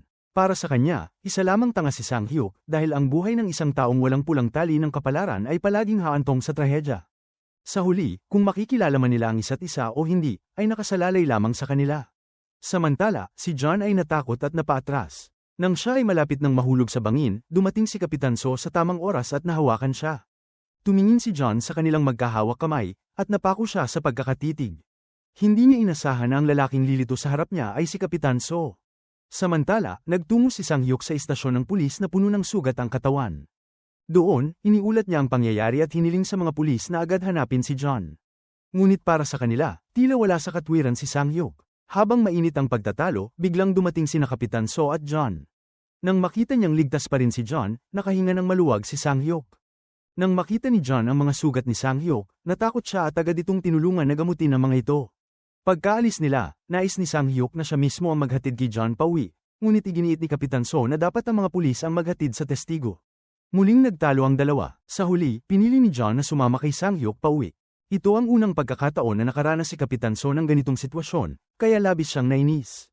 Kahit pa siya ang lalaking lumitaw sa ika-1,000 panalangin ni John, sa mga mata nito, si Sang-hyuk lamang ang nakikita niya. Pagbalik nila sa pet hospital, muling tinulungan ni John na gamutin ang mga sugat ni Sang-hyuk. Pinayuhan siya ni Sang-hyuk na huwag nang magbigay ng pahayag sa pulisya dahil lahat ng mga saksi noon ay namatay ng misteryoso. Lubos na nag-aalala si Sang-hyuk para sa kaligtasan ni John. Sigurado siyang 99% na pinatay ng mamamatay tao ang babae, ngunit handang ipagsapalaran ni John ang kanyang buhay sa natitirang 1%. Dahil wala siyang tali ng kapalaran sa kahit sino, hindi siya natatakot. Natawa si Sang-hyuk sa masiglang tono ni John. Ito ang unang pagkakataon na nakita ni John siyang ngumiti ng ganoon kaliwanag. Kinabukasan, kumain ng kakaibang bagay si Yang Chil. Agad siyang dinala ng pamilya ni Cupid sa pet hospital. Matapos suriin, nalaman ni John na ayos lamang si Yang Chil. Ngunit habang nag-uusap sila, biglang nagbago ang anyo ni Yang Chil sa loob ng kulungan, naging tao ito at lumabas mula roon. Namangha si John nang makita ang taong lumalabas mula sa loob. Tinanong niya si Sang-hyuk kung sino ito. Labis ang takot ni Sang-hyuk at hindi alam kung paano sasagutin ang tanong. Mabuti na lang at inakala ni John na silang apat ay iisang pamilya. Agad namang tumango si Sang-hyuk at nagsinungaling na ang tatlo ay mga nakatatanda niyang kapatid, at siya ang bunso. Bigla namang lumabas ang nurse na may dalang dextrose at sinabi kay John na hindi niya makita si Yang Chil.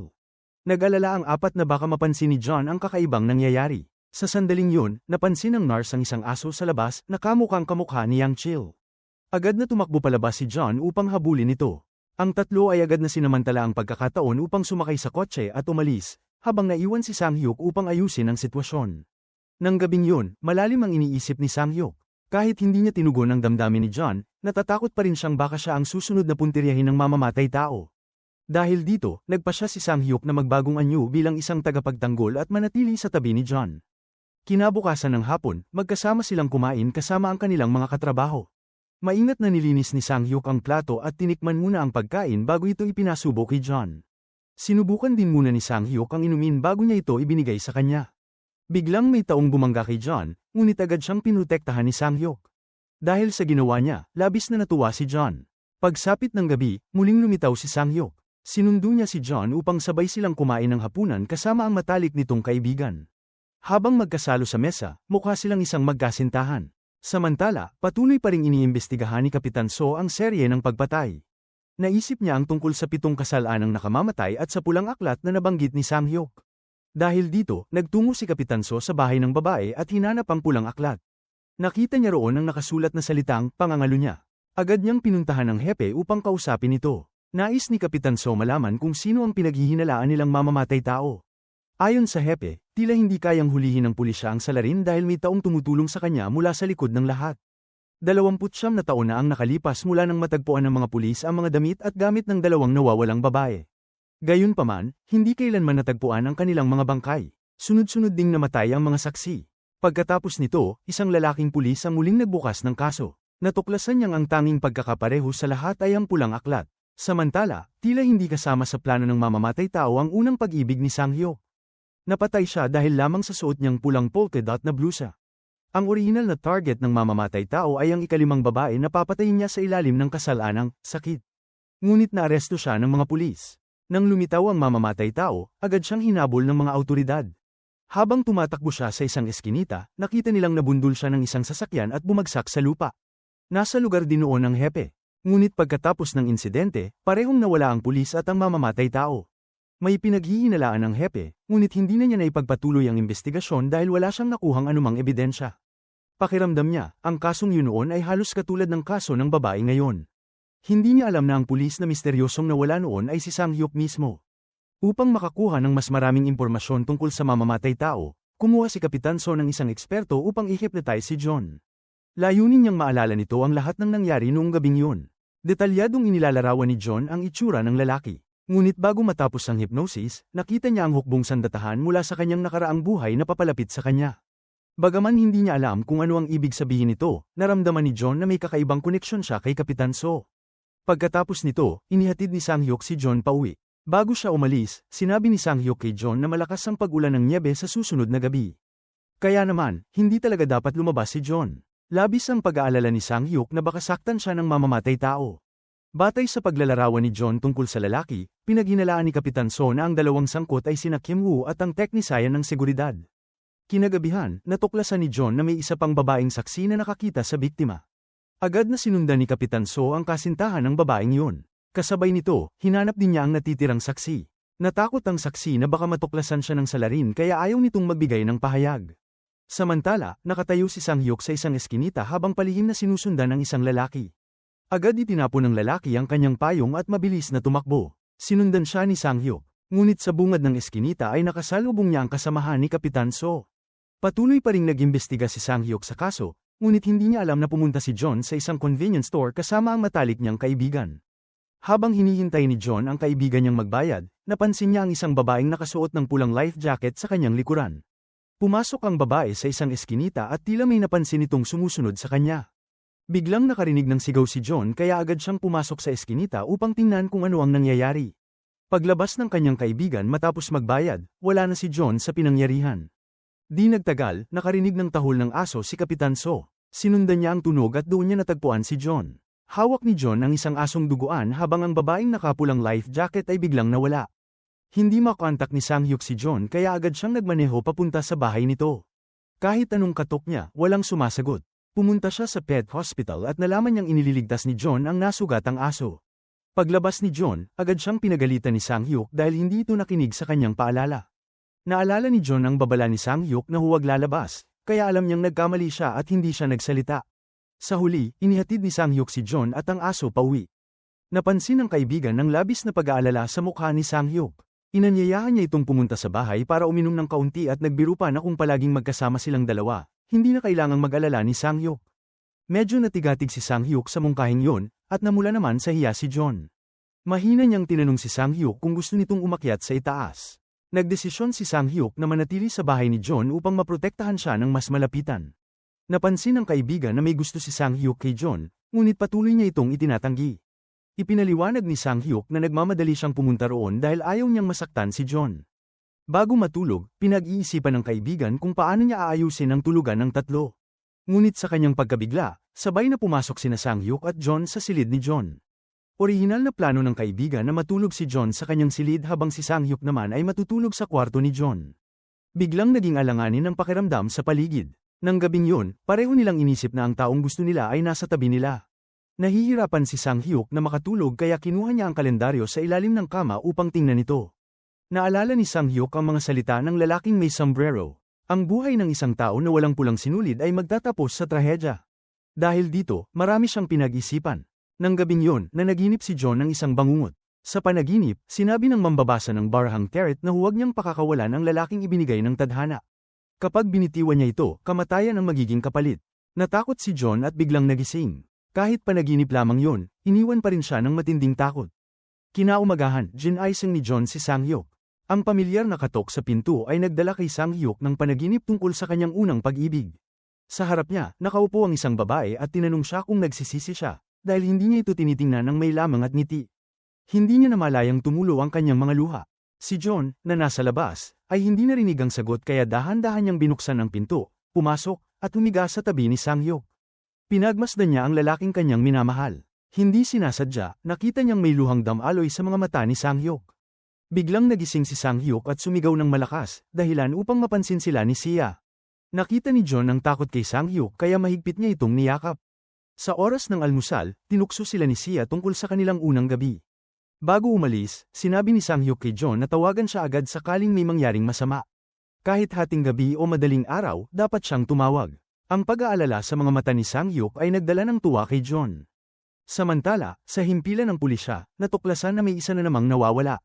Isang 20 taong gulang na babae.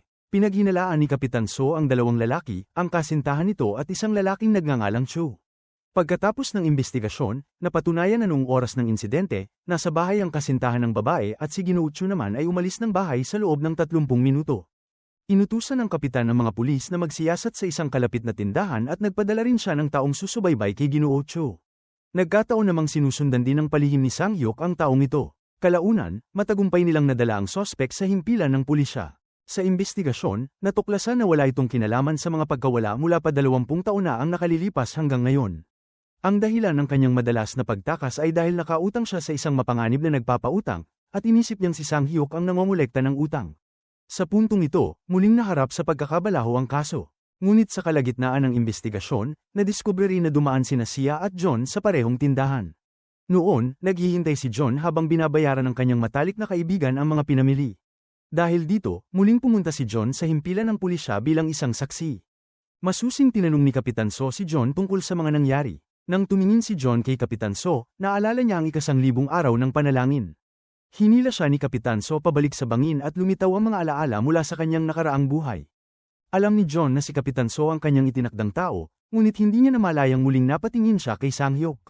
Sa oras na yon, sinusuri rin ng mga pulis ang video ng pagkawala ng babae at ng batang nakapula. Lahat sila ay nasa paligid ni John. Sa video, ang lalaking nakaitim ay laging nakatitig kay John. Ang batang nakapula ay pinatay niya, marahil dahil sa presensya ni John. Nagdulot ito ng matinding takot sa lahat. Ngunit mas lalo pang nakagugulat nang biglang makatanggap ng tawag ang isang lalaking pulis mula sa kanyang kasamahan. Ipinaalam sa kanya na may isang babaeng namatay sa bahay. Ang babaeng yun ay nakasama rin ni John noon. Siya ang testigo sa boss noong araw na nawala ang babae, ngunit tumanggi siyang humarap bilang saksi. Upang malaman ang itsura ng lalaking nakaitim, muling hinipnotismo ng mga pulis si John. Paulit-ulit niyang sinubukang alalahanin ang mga pangyayari ng gabing yun. Sa huli, naitandaan ni John ang anyo ng lalaki. Pagkatapos ng hypnosis, inihatid siya ni Sang-hyuk pauwi. Unti-unting hamupa ang madilim na damdamin ni John nang makita niyang bumabagsak ang nyebe mula sa kalangitan. Nag-aalala si Sang-hyuk para sa kanyang kaligtasan kaya pinapapasok niya ito sa loob, ngunit patuloy pa ring nakatitig si John sa pag-ulan ng nyebe. Sa sandaling yun, biglang naalala ni Sang-hyuk ang kanyang unang pag-ibig na si Mina. Pareho silang nagpakita ng masayang ngiti sa gitna ng malakas na nyebe. Kinuha ni John ang isang scarf at ibinigay ito kay Sang-hyuk. Noon, binigyan na siya ni Sang-hyuk ng isang scarf, ngunit nadumihan yun ng dugo ng ginamit ni John upang balutan ang sugatang aso. Ngayon, siya mismo ang naghabi ng bagong scarf at isinuot ito kay Sang-hyuk. Kahit hindi si Sang-hyuk ang itinakdang tao para kay John, pinili niyang suwayin ang tadhana. Malinaw na may nararamdaman si John para kay Sang-hyuk. Sa wakas, lumabas din ang tunay na damdamin ni Sang-hyuk. Ayaw na niyang muling maranasan ang pagsisisi. Sa sandaling yun, ang tanging nais ni Sang-hyuk ay mahigpit na may akap ang dalagang nasa harap niya. Kaya bigla siyang lumapit at niyakap si John. Ang dalawang nag-iisang kaluluwa ay sa wakas nagsama. Kinabukasan, pinagsama-sama ni Kapitan So ang lahat ng impormasyon ng mga biktima.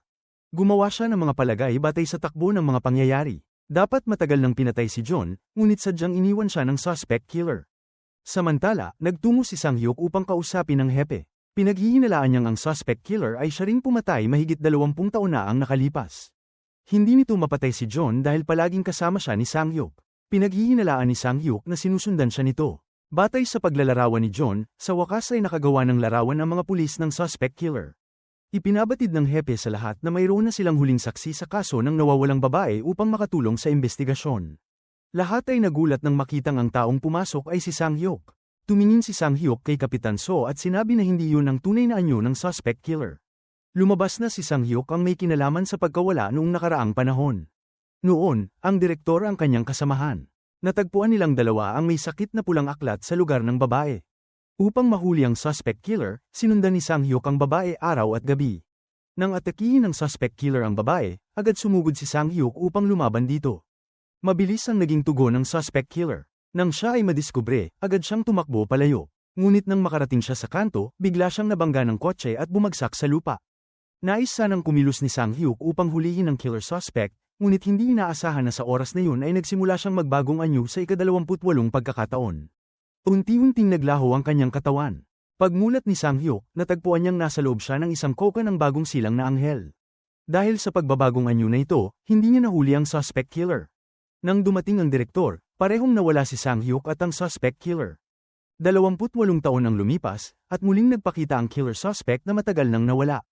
Ngayon na si Sang-hyuk ang saksi, lahat ng impormasyong nakalap sa mga nakaraang taon ay ibinigay kay Kapitan So. Kasabay nito, ang kasalukuyang larawan ng suspect killer ay hindi ang tunay niyang anyo. Sa halip, nakasuot siya ng ibang maskara. Hindi pinagdudahan ni Kapitan So ang hinuha ni Sang-hyuk, ngunit nalito siya dahil 29 na taong gulang lamang si Sang-hyuk. Naniniwala pa rin si Kapitan So na maaaring alam ni Sang-hyuk ang kaso mula pa 29 na taon na ang nakalilipas. Nagsinungaling si Sang-hyuk sa mga pulis at sinabi na yun ay kanyang ama. Ang suspect killer ay hindi natagpuan hanggang sa pumanaw ang kanyang ama. Upang tuparin ang huling habilin ng ama, matagal nang nagsimulang imbestigahan ni Sang-hyuk ang kasong ito. Bagamat may saysayang sinabi ni Sang-hyuk, nanatiling may pagdududa si Kapitan So. Dahil kailangan manatili ni Sang-hyuk sa himpilan ng pulisya upang tumulong sa investigasyon, hindi niya mababantayan si John. Kaya't palihim na nag-ayos si Kapitan So ng isang pulis upang protektahan si John. Pagkatapos ng trabaho, natuklasan ni John na may sumusunod sa kanya. Natakot siya, sumigaw, at hinampes ang pulis. Nang ibunyag ng lalaki ang kanyang pagkakakilanlan, doon lamang kumalma si John. Pagpasok niya sa bahay, nabigla siya nang makita ang nakakatakot na ayos ng kanyang matalik na kaibigan. Naalala niya ang sinabi tungkol sa mga lalaking mahilig magsuot ng pampaganda. Iniisip ni So na marami na ngayong kalalakihan ang nagugustuhan ng paggamit ng pampaganda. O maaaring ang taong yun ay may katawan ng lalaki ngunit kaluluwa ng babae, kaya't nais magsuot ng pampaganda. Posible rin na ang lalaki ay babae sa kanyang nakaraang buhay. Ang linyang ito ay nagpaalala kay John ng tanawin mula sa kanyang nakaraang buhay nang siya ay mahipnotismo sa himpilan ng pulisya. Noong panahong yun, niyakap siya ng isang tao at nakita niya ang isang pares ng pakpak sa likod nito. Inisip ni John na siya ay isang anghel na nawala ang kanyang mga pakpak. Dahil nasugatan ang kanyang mga pakpak, tinulungan siya ng kaibigang anghel na yun upang maiwasan ang pagbagsak sa bangin. Naisip ni John na matapos siyang mailigtas, naglakbay-lakbay siya sa mundo at umibig sa isang emperador. Ngunit ang araw ng kasal ay nauwi sa matinding pagdanak ng dugo. Sa huli, hindi natuloy ang kasal. Ngunit pawang mga hinuha lamang ito ni John batay sa hypnosis. Gayunpaman, marami pang ibang kapanapanabik na bagay ang nangyayari ngayon. Ipinahayag ni John na naging kasintahan na niya si Sang-hyuk. Hindi ito maunawaan ni Sia. Malinaw na tinanggihan ni Sang-hyuk si John kahapon. Inisip ni Sia na ang paghawak ng kamay o pagyakap ay maaaring hindi mapigilan sa isang saglit. Ngunit kung talagang nais ni Sang-hyuk na makipagrelasyon, tiyak na siya mismo ang mag-aanyaya kay Joan. Nais malaman ni Sia kung nakatanggap ba si Joan ng tawag o mensahe mula kay Sang-hyuk ngayong araw. Binuksan ni Joan ang kanyang telepono at natuklasang hindi siya nakontak ni Sang-hyuk. Mula sa kanyang labis na pananabik, biglang bumagsak ang kanyang damdamin hanggang sa pinakailalim. Hindi niya alam na si Sang-hyuk ay nakatayo sa ibaba, tahimik na nakatingin sa kanyang bahay. Tinanong ng kaibigang anghel si Sang-hyuk kung mahal ba niya si John. Ipinaalala nitong huwag kalimutan na mawawala rin siya sa mundong ito. Kung ayaw niyang umibig si John sa kanya, sapat na ang isang palaso upang matapos ang lahat. Tinitigan ni Sang-hyuk ang kanyang daliri. Samantala, sa isang silid, paulit-ulit na nag-alinlangan si Joan kung magpapadala siya ng mensahe kay Sang-hyuk upang tiyakin ang kanilang relasyon. Ngunit sa huli, isang mensahe ang ipinadala niya na nagsasabing makikipagkita siya sa pulis siya kinabukasan. Kaya't hiniling niyang sunduin siya ni Sang-hyuk. Hindi inaasahan, kinabukasan ay ang pulis na nakatalaga upang protektahan si Joan ang siyang samando sa kanya. Sa mga oras na yun, magkasama sina Sang-hyuk at Kapitan So sa ampunan upang mangalap ng impormasyon. Sa isang tingin lamang, agad na nakilala ng tagapamahala si Sang-hyuk. Dumating na siya roon upang magsiyasat sa kaso mahigit 20 taon na ang nakalipas. Upang hindi mabunyag ang kanyang pagkakakilanlan, mabilis na nag-isip si Sang-hyuk ng dahilan upang matakpan ito. Samantala, napansin ni Joan na hindi pa rin siya kinukontak ni Sang-hyuk. Dahil dito, nagalit siya at nagmaneho patungo sa himpilan ng pulisya upang hanapin siya. Naramdaman ni Kapitan So na may kakaiba sa pagitan ng dalawa. Sa sandaling yun, nakatanggap siya ng isang mahiwagang liham. May seryosong anyo si Joan habang nagtatanong kung bakit hindi sinasagot ni Sang-hyuk ang kanyang mga mensahe at tawag. Naalala rin niya ang yakap noong gabing yun. Sa oras na yun, sumagi sa isip ni Sang-hyuk ang babala ng kanyang kaibigan. Kaya't kinailangan niyang itago ang kanyang tunay na damdamin. Nagsinungaling siya at sinabi na noong gabing yun, may motorsiklong biglang dumaan sa likod ni John kaya niya ito niyakap. Lubos na nadismaya si John nang marinig yun. Sinisi pa niya si Sang-hyuk dahil hindi siya itinulak palayo. Kasabay nito, binuksan ni Kapitan So ang liham. Sa loob nito ay may mga larawan mula pa 20 taon na ang nakalipas, at kasama sa mga yun si Sang-hyuk. Higit pa rito, nakasuot siya ng uniforme ng pulis. Naalala rin ni Kapitan So ang sinabi ng tagapamahala ng ampunan. Agad na nakaramdam si Kapitan So ng pagdududa sa tunay na pagkatao ni Sang-hyuk. Lumabas si Kapitan So at galit na hinarap si Sang-hyuk. Sinadya ni John na pagselosan si Sang-hyuk. Kaya humiling siya kay Kapitan So na siya ay ihatid pauwi. Nang marinig yun, pansamantalang isinantabi ni Kapitan So ang kanyang mga hinala. Habang ihinahatid niya si John pauwi, napaisip siya na hindi naman talaga kasintahan ni John si Sang-hyuk. Sinabi niya na maaaring samantalahin ni John ang pagkakataong yun, ngunit kailangan niyang mangakong huwag ibigay agad ang kanyang puso kay Sang-hyuk. Kinabukasan ng gabi, malungkot si John kaya nagpunta siya upang mag-isa na uminom. Nadaanan siya ni Kapitan So at nakisabay na rin sa kanya. Pinagmasdan ni John ang taong nakatakda sa kanyang harapan at hindi niya alam kung ano ang kanyang nararamdaman. Samantala, nasaksihan din ni Sang-hyuk ang lahat ng kilos ng dalawa. Nang makita niyang nakangiti si John, nagpasya si Sang-hyuk na ipagkasundo na lamang ang kasal ng dalawa. Ngunit sa huli, hindi niya kayang linlangin ang sariling puso. Dinala ni Kapitan So ang lasing na si John pauwi. Habang hindi nakabantay si Sia, tumakas si John at nagtungo sa bahay ni Sang-hyuk. Sa mga oras na yon, tuluyan ang naglaho ang katinoan ni John. Tumayo siya sa tabi ng bukal at sinabi kay Sang-hyuk na sa kanyang nakaraang buhay ay isa siyang anghel at 2 lalaki ang nagagawan sa kanya. Sa ngalan ng pagiging anghel, hinagka niya si Sang-hyuk sa pisngi. Hindi na napigilan ni Sang-hyuk ang kanyang emosyon. Hinalikan agad ni Sang-hyuk si John. Sa sandaling yun, nagbagong anyo si Yang Chil bilang aso at nasaksihan ang pangyayari.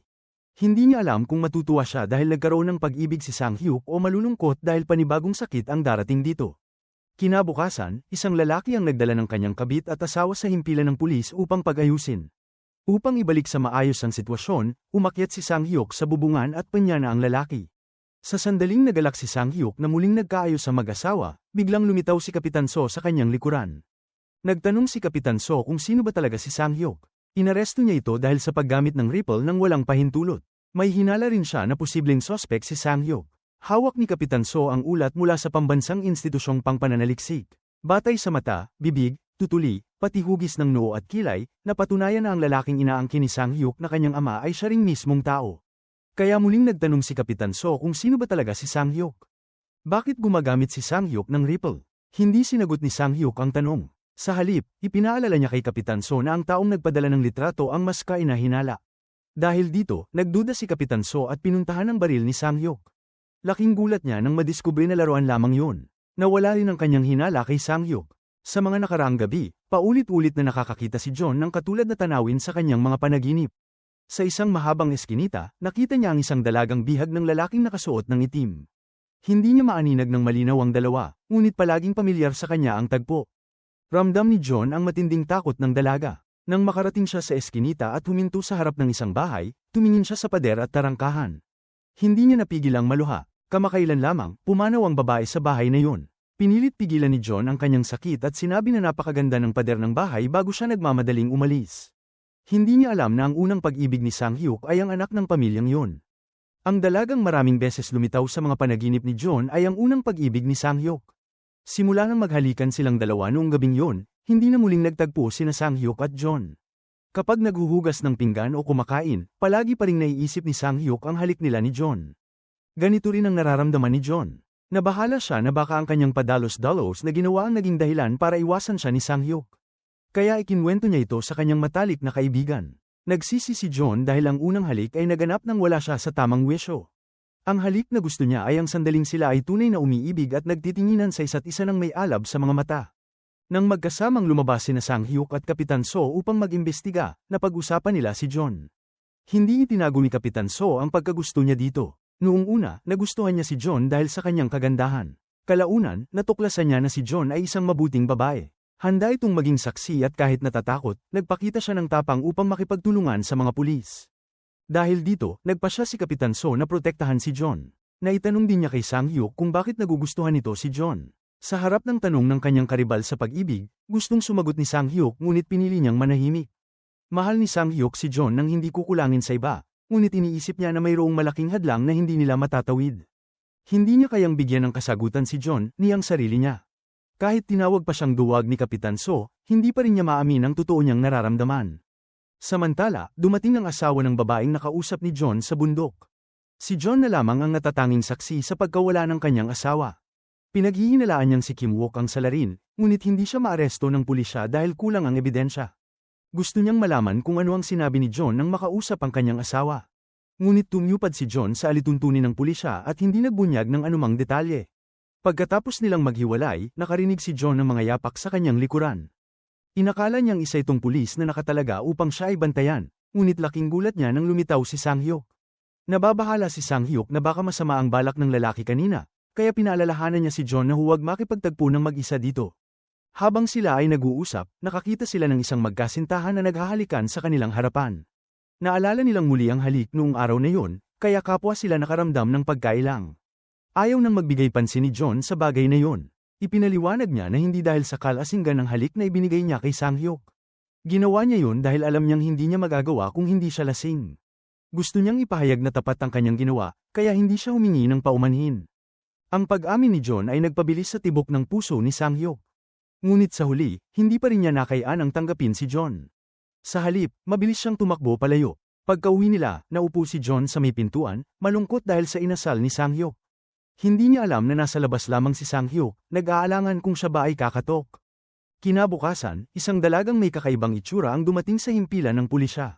Habang ngumunguya ng bubble gum, ikinagulat ng lahat ng naroroon ang kanyang pagdating. Lumapit siya kina Sang-hyuk at Kapitan So at iniutos na sumama sila sa kanya. Nagulat sina Sang-hyuk at Kapitan So nang matuklasan nila na ang dalagang nasa kanilang harapan ay si John. Upang hindi mapansin ang pinaghihinalaan, sinadya ni John na magbihis ng kakaiba. Ang dahilan ng kanyang pagpunta ay upang dalhin ang dalawa sa eskinita na paulit-ulit lumilitaw sa kanyang panaginip. May kutob si John na may kaugnayan ang kanyang panaginip sa pagkawala ng dalagang nagtatrabaho sa tindahan. Sinundan niya ang mga eksenang nakita sa panaginip at natukoy na doon inatake ng salarin ng dalaga bago ito dinala at inilibing sa bundok. Pinaghinalaan ni Kapitan So na baka imahinasyon lamang ni John ang kanyang panaginip. Ngunit si Sang-hyuk ay naniniwalang totoo ang lahat ng sinabi ni John dahil ang pagkamatay ng kanyang unang pag-ibig ay eksaktong tugma sa mga sinabi ni John. Habang nag-iisip si Sang-hyuk, bigla silang nakarinig ng sigaw ng isang dalaga sa kanto. Mabilis na tumakbo si John. Pagdating niya, nadiskubre niyang isang maniakis ang nanghaharas sa dalawang babaeng estudyante. Galit na tinadyakan ni John ang maniakis hanggang bumagsak ito sa lupa. Namangha sina Sang-hyuk at Kapitan So sa tapang ni John. Matapos ang insidente, naakit si John sa mga punong namumulaklak ng plum sa kanto. Binuksan ni Sang-hyuk ang pinto at inimbitahan sila sa loob ng bahay na dating tinirhan niya kasama ng kanyang mga kaibigan at minamahal noon. Naunang pumasok sina Sang-hyuk at John, habang nanatili si Kapitan So sa labas upang obserbahan ang paligid. Nagkataon na nakasalubong niya ang isang kapitbahay na bumati sa kanya. Inakala ng kapitbahay na siya ang bagong umuupa at ibinahagi nito na mahigit 20 taon nang walang nakatira sa bahay. Ayon sa kapitbahay, 3 binata ang nanirahan doon dati, at nagustuhan pa ng kanyang anak na babae ang isa sa kanila. Pagkatapos sabihin yun, tumakbo siya pauwi upang kunin ang larawan ng 3 binata. Nang makita ni Kapitan So ang litrato ng 3 binata at isang aso, labis siyang nagulat. Naalala niya nang dalhin ni Sang-hyuk ang aso sa pet hospital ni John, at tinawag din ng nurse ang aso na Yang Chil. Dahil dito, muling nagduda si Kapitan So sa tunay na pagkatao ni Sang-hyuk. Samantala, nakakita si John ng maraming nakatiklop na pulaka na gawa sa papel sa loob ng silid. Isa rito ang kinuha niya at nagpunta kay Sang-hyuk. Ipinakita niya na mahilig silang lahat sa mga papel na pulaka, at inihalin tulad niya ito sa unang pag-ibig ni Kapitan So. Biglang napaisip si Sang-hyuk kung ang nasa kanyang harapan ay si John o ang kanyang unang pag-ibig. Noon, palaging nakaupo ang unang pag-ibig ni Sang-hyuk sa balkonahe at minsan ay binigyan siya ng papel na pulaka na ito mismo ang tiniklop. Ngayon, ang ngiti ni John habang iniabot ang papel na pulaka ay eksaktong kagaya noon, na para bang siya ay nasa ilalim ng hipnotismo. Biglang dumating si Kapitan So at hinila palayo si John. Pinayuhan niyang huwag masyadong lumapit kay Sang-hyuk. Subalit agad na naakit ang atensyon ni John sa mga bulaklak sa balkonahe, kaya hinila niya si Kapitan So upang maupo roon at pagmasdan ang tanawin. Pinagmasdan ni Sang-hyuk ang dalawa habang nakangiti at biglang naalala ang babala ng lalaking may sombrero. Kapag siya ay umibig sa isang babae, tiyak na may trahedyang mangyayari. Upang hindi na maulit ang kasawian at para na rin sa kaligayahan ni John, tiniis ni Sang-hyuk ang sakit at itinapat ang pana ni Cupido sa kanilang dalawa. Lumipad ang palaso ng pag-ibig papunta kay John, ngunit bigla siyang tumalon mula sa balkonahe upang abutin ang isang nalaglag na dahon. Dahil dito, lumampas ang pana. Magkahalong damdamin ang naramdaman ni Sang-hyuk. Sa isang banda, nakahinga siya ng maluwag na hindi napunta si John sa iba. Ngunit sa kabilang banda, takot siyang hindi niya makontrol ang kanyang pag-ibig at siya mismo ang magdadala ng kapahamakan kay John. Nakita ni Yang Chil na nahihirapan si Sang-hyuk dahil sa pag-ibig, kaya agad siyang nagbigay ng sariling pagsusuri kay Sang-hyuk. Ang kasambahay sa palasyo na minahal ni Sang-hyuk sa kanyang nakaraang buhay, at maging ang unang pag-ibig ni Sang-hyuk sa kasalukuyan, ay kapwa nakaranas ng trahedya nang sila ay unang umibig kay Sang-hyuk. Tanging si John lamang ang nakaligtas kahit na nahalikan niya si Sang-hyuk. Dahil dito, pinaghinalaan nilang totoo ang sinabi ni John, na siya marahil ay isang anghel. Hindi man lubos na makapaniwala si Sang-hyuk, umasa pa rin siya sa kanyang puso. Kung hindi karaniwang tao si John, posible silang magsama. Habang iniisip ni Sang-hyuk si John, nagsimulang magduda si Kapitan So sa tunay na pagkatao ni Sang-hyuk. Pinayuhan ni Kapitan So si John na lumayo kay Sang-hyuk, ngunit nagtitiwala si John sa sariling pasya. Hindi mahalaga kay John kung si Sang-hyuk man ay isang nilalang nakakaiba o isang halimaw. Naniniwala siya na nararapat pa ring mahalin si Sang-hyuk. Matapos makita ng lalaking pulis na nakatalaga upang protektahan si John ang larawan ni Sang-hyuk, sinabi niya kay Kapitan So na nakakita siya ng litrato mula pa noong ika-19 na siglo na kahawig ni Sang-hyuk. Agad na nagtungo si Kapitan So sa tinatawag na silid ng pag-ibig. Sa kasamaang palad, tinanggal na ng may-ari ang nasabing larawan. Humiling si Kapitan So na makipagkita sa may-ari ng kainan, ngunit nasa isang biyahe ito. Ang hindi alam ni Kapitan So, ang may-ari ay nasa katabing lugar lamang. Ibinahagi ng may-ari kay Sang-hyuk ang tungkol sa investigasyon ni Kapitan So hinggil sa mga larawan. Samantala, nagtungo si Sang-hyuk sa ospital kung saan nagtatrabaho si John. Nais niyang malaman kung siya nga ba ay isang anghel. Ngunit matapos ang ilang sandaling pag-aalinlangan, sumuko rin si Sang-hyuk. Habang papaalis si Sang-hyuk, napansin niyang lumabas si John mag-isa. Tumanggap pala siya ng mensahe mula sa babaeng nawawala sa bundok, na nagsasabing buhay pa siya. Dahil si John lamang ang saksi, hiniling ng babae na makipagkita ng sila lamang. Nais nitong humingi ng tulong kay John. Humingi ng kumpirmasyon si John kay Kapitan So kung ang numerong ipinadala sa kanya ay tunay na numero ng babae. Kinumpirma ito ni Kapitan So, ngunit hindi sinabi ni John ang karagdagang impormasyong nalaman niya. Matapos ibaba ang telepono, agad na sinuri ni Kapitan So ang aparato ng nawawalang babae at natuklasang kamakailan lamang ito muling binuksan. Naisip niya kaagad na nasa panganib si John, kaya't mabilis siyang kumilos. Patuloy niyang tinatawagan ang telepono ni John. Ngunit sa mga oras na yun, nagmamaneho na si John patungo sa lugar ng tagpuan. Hindi niya pinansin ang pag-vibrate ng telepono sa kanyang bulsa. Hindi nagtagal, dumating din si Sang-hyuk sa istasyon ng pulis at nalaman niya na tumanggap si John ng mensahe mula sa nawawalang babae. Kinabahan siya na baka may masamang mangyari, kaya agad siyang sumunod. Parehong nahuli sina Kapitan So at Sang-hyuk dahil nakarating na si John sa isang abandonadong bodega. Ang sumalubong sa kanya ay hindi ang nawawalang babae, kundi ang pinaghihinalaan sa serye ng pagkawala. Agad siyang sinunggaban ng lalaking nakaitim at tinangkang patayin. Sinubukan ni John na lumaban sa lalaking nakaitim, ngunit malinaw na hindi siya katapat nito. Inihagis siya ng lalaki sa sahig at mabilis na lumapit habang may hawak na malaking bakal na gamit. Sa huling sandali, tumunog ang alarma. Narinig ang boses ni Kapitan So mula sa ibaba. Papalapit na ang mga pulis. Walang nagawa ang lalaking nakaitim kundi mabilis na tumakas. Nang dumating si Sang-hyuk, bumungad sa kanya ang isang bangkay na natatakpan ng puting tela. Lubos siyang nanlumo, inakala niyang si John ang napatay. Ngunit nang alisin ng tela, natuklasan niyang ang katawan ng nawawalang babae ang nasa ilalim. Habang naglalaban si John at ang lalaking nakaitim, aksidente niyang natamba ang isang bar aisles na naglalaman ng katawan ng babae. Nalaman nilang itinago ang katawan sa isang sisidlang puno ng kemikal. Isinugod si John sa ospital dahil sa pinsala sa bungo. Kinailangan niya ng agarang operasyon. Habang walang malay, bumalik sa kanyang alaala ang mga larawan mula sa nakaraang buhay. Ang hindi nakikitang kupido na si Sang-hyuk ay palaging lumilitaw sa oras ng kanyang pangangailangan. Kapag umuulan, may dala itong dahon ng lotus upang masilungan siya. Kapag nahulog siya sa bangin, bigla itong lilito upang sagipin siya. Pagkatapos ng operasyon, tinanong siya ng doktor kung natatandaan niya kung saan nangyari ang insidente. Ngunit nananatili pa rin siya sa alaala ng nakaraan, kaya't sinabi niyang nakatagpo siya ng isang anghel na may pakpak sa isang hilinga ng tubig. Unti-unting lumapit ang labi ng anghel at hinalikan siya. Pagkaraan, tinangka ng anghel na habarin ang kanyang kasuotan. Ngunit mabilis na pinutol ni Sang-hyuk ang kanyang panaginip. Nagalit si John sa gumising sa kanya, dahil kung kaunti na lang ang itinagal, nakita na sana niya ang mukha ng anghel. Dumalaw si Kapitan So upang kamustahin siya, ngunit nagalit si John dahil ang tanging nais niya noon ay matulog upang muling makita ang anghel. Upang siya ay mapalubag, personal na nagluto si Sang-hyuk para sa kanya. Habang kumakain, ikinwento ni John ang tungkol sa kasintahan niyang anghel mula sa kanyang nakaraang buhay. Nagselos si Sang-hyuk, bagamat siya ang nagdala ng pagkain, si John ay puro nakaraan lamang ang iniisip. Ang kanyang mga reklamo ay nagdulot naman ng tuwa kay John. Masaya siya dahil sa wakas ay nakaramdam ng kaunting selos si Sang-hyuk. Sa mga sandaling yon, dumating si Kapitan So at ang nurse. Nagtanong si John kung maaari na niyang hugasan ang kanyang buhok. Sinuri ng nurse ang sugat at sinabing maaari, ngunit kailangan niya ng tulong. Nagagawan sina Sang-hyuk at Kapitan So kung sino ang tutulong sa kanya. Hindi nagtagal, sinermonan ni Kapitan So si Sang-hyuk dahil iniwan ito ang kanyang tungkulin at hindi nagpunta sa himpilan ng pulisya. Diretsahang sinabi ni Sang-hyuk na mas mahalaga ang kaligtasan ni John kaysa anupaman.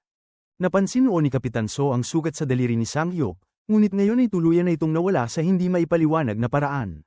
Kahit pinilit itong itago ni Sang-hyuk, nakatitiyak si Kapitan So na tama ang kanyang hinala. Upang makumpirma ang tunay na katauhan ni Sang-hyuk, nagtungo si Kapitan So sa kanyang tirahan. Doon, bigla niyang nakita ang tatlong kaibigan ni Sang-hyuk na nakatayo sa pintuan.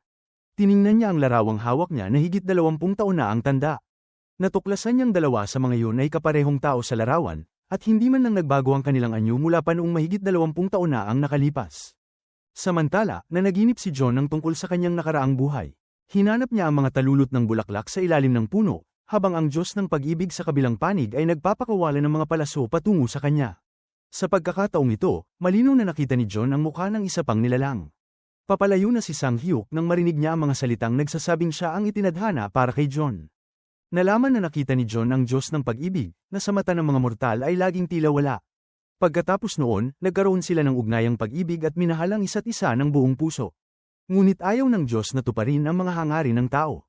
Umupo na sa trono ang hukbo at naging emperador. Nais ng emperador na ang aliping babae sa palasyo ang maging reyna. Sa araw ng koronasyon, nagpakita si Sang-hyuk bilang isang mortal. Natakot ang aliping babae na baka saktan ng hari ang kanyang minamahal. Kaya tumakbo siya at humarap sa harapan ng hari upang ipagtanggol ang iniibig. Nakita ni Sang-hyuk ang maraming mamamana na nakatago sa bubungan. Nais nilang sirain ang kasal ng hari. Agad na tumakbo si Sang-hyuk upang protektahan ang aliping babae. Ngunit tinamaan siya ng mga palaso at naglaho sa mga bisig ng alipin. May isang maliit na diwata na nagsabi sa aliping babae na maraming paraan upang baguhin ang kapalaran ng dalawang tao. Ang paraan ay tumalon sa bangin at muling isilang. Sinunog ng Kupido ang kanyang mga pakpak kapalit ng 500 taon. Ngayon ay pagkakataon naman ng aliping babae na ialay ang sarili para sa Kupido. Sa oras na yon, sisibol ang bagong pag-ibig. Kaya sila ng Kupido ay muling tatalian ng bagong sinulid ng tadhana. Pagkatapos ng muling pagsilang, dalawang pagkakataon ang mayroon siya upang matagpuan ang Kupido. Ngunit siya ay sinusundan ng mga tauhan ng hari. Nang nais niyang tumalon mula sa pader upang makatakas, nahuli siya ng emperador. Nagngit-ngit ang emperador dahil hindi niya makuha ang puso ng aliping babae. Sa kanyang galit, nais niya itong patayin. Ginamit ng aliping babae ang kanyang mga kamay upang hadlangan siya at sinabi na nais lamang niyang mamatay para sa taong mahal niya. Nang marinig yun, nalungkot ng labis ang emperador kaya ibinaba niya ang espada. Tumakbo ang aliping babae patungo sa bangin at pinili ang muling pagsilang upang makatagpo muli ang kanyang minamahal. Nang magising si John, nakatiyak siyang ang taong nakita niya sa ilalim ng puno ng bulaklak sa kanyang nakaraang buhay ay si Sang-hyuk. Nais sanang itanong ni John ang tunay na pagkakakilanlan ni Sang-hyuk. Ngunit dumating ang doktor at nagtanong tungkol sa kalagayan ni John. Isinalaysay niya ang kanyang panaginip tungkol sa isang anghel. Sinabi ni John na ang mukha ng anghel ay kahawig na kahawig ni Sang-hyuk. Inisip ng doktor na labis lamang siyang naaakit kay Sang-hyuk, kaya nagkaroon siya ng ganoong kabal-iwang panaginip. Dahil dito, pansamantalang isinantabi ni John ang kanyang pagdududa. Upang malaman pa ang tungkol kay Sang-hyuk, ginamit ni Kapitan So ang dahilan ng pakikipag-usap tungkol sa trabaho upang yayain si Sang-hyuk na uminom ng tubig.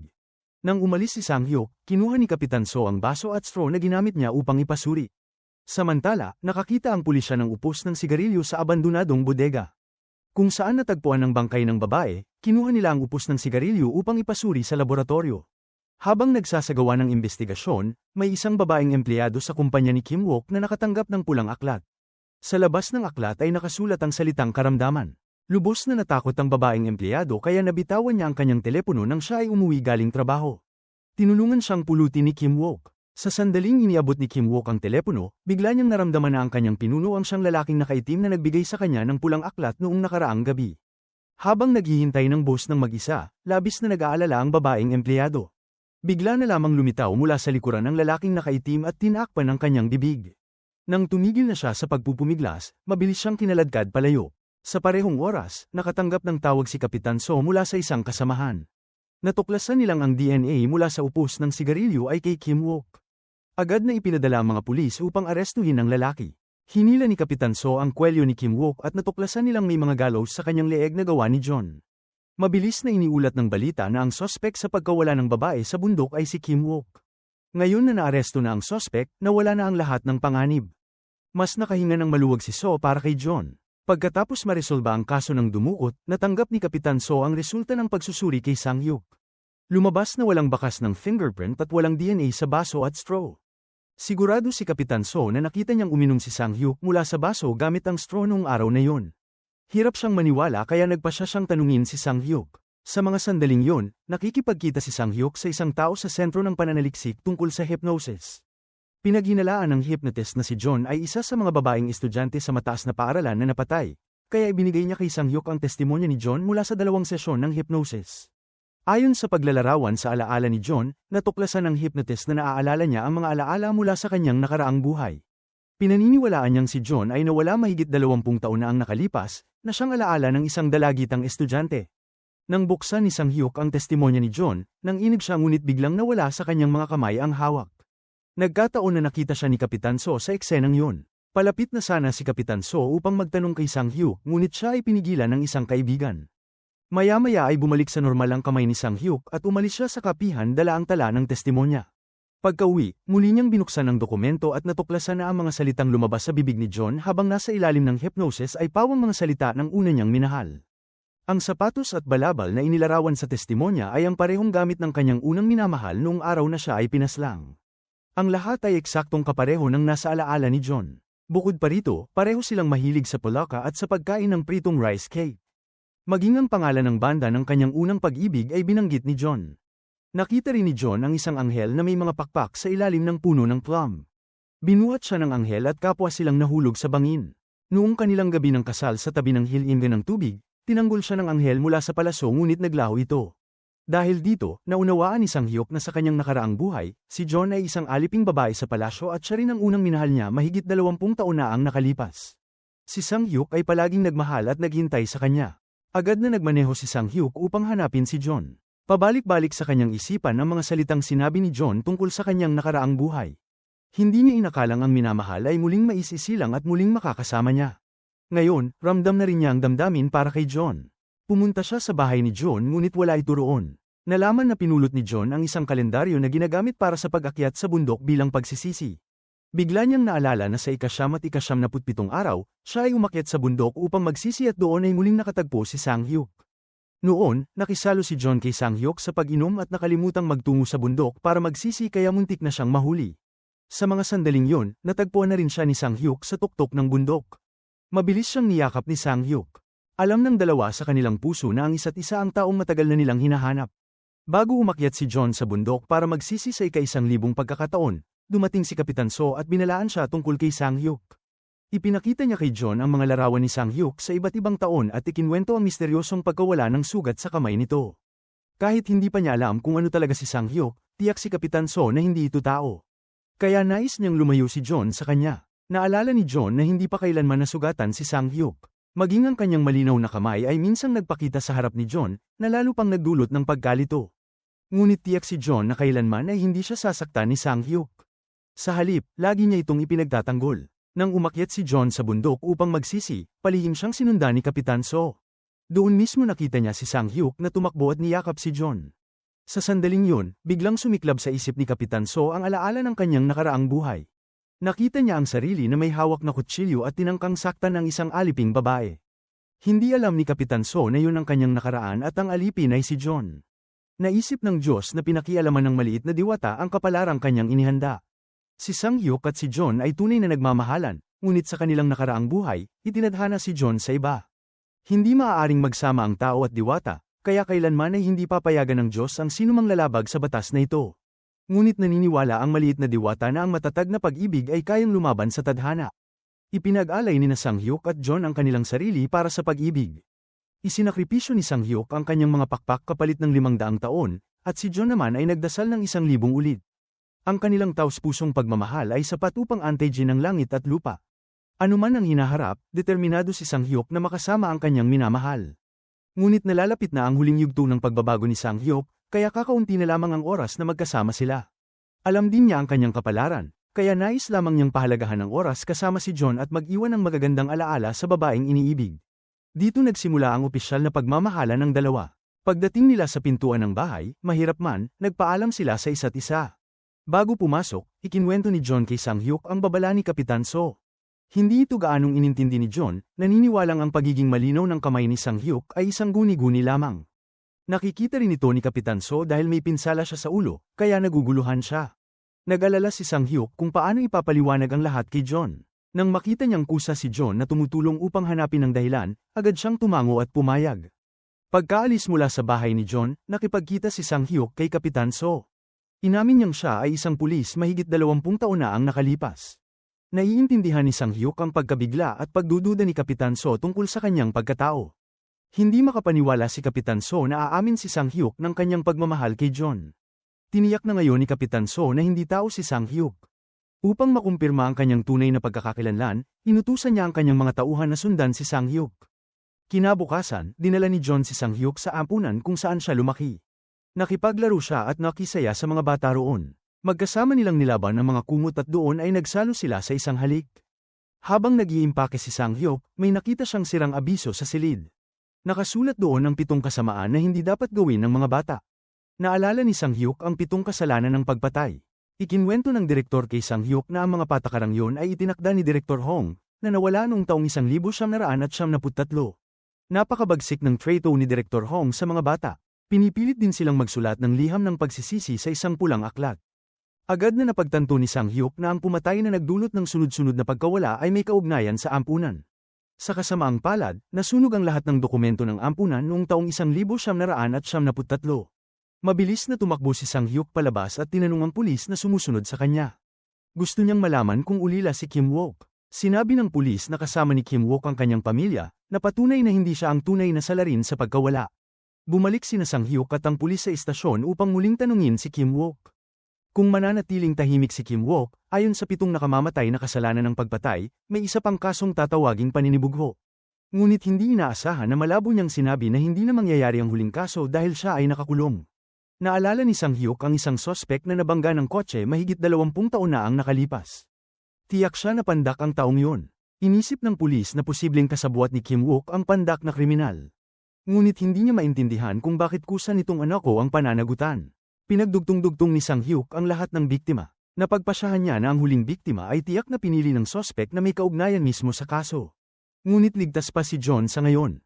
Nangangamba si Sang-hyuk na may masamang mangyari kay John kaya't mabilis siyang tumakbo upang hanapin ito. Samantala, nagtungo si Kapitan So sa lumang bahay kung saan nanirahan si Sang-hyuk mahigit 20 taon na ang nakalipas upang maghanap ng mga pahiwatig. Bago umalis si Kapitan So, nadatnan niya ang mga magulang ni Mina. Bitbit nila ang isang may sakit na aso at nais itong dalhin sa manggagamot. Kaya minaneho sila ni Kapitan So papunta sa ospital ng alagang hayop ni John. Sa parehong sandali, nagmamadaling nagtungo roon si Sang-hyuk. Nakita niya ang isang lalaking nakatayo sa tapat ni John. Agad siyang lumapit at itinulak palayo ang lalaki. Ngunit nagulat siya nang malaman na ang lalaki pala ay si Kapitan So.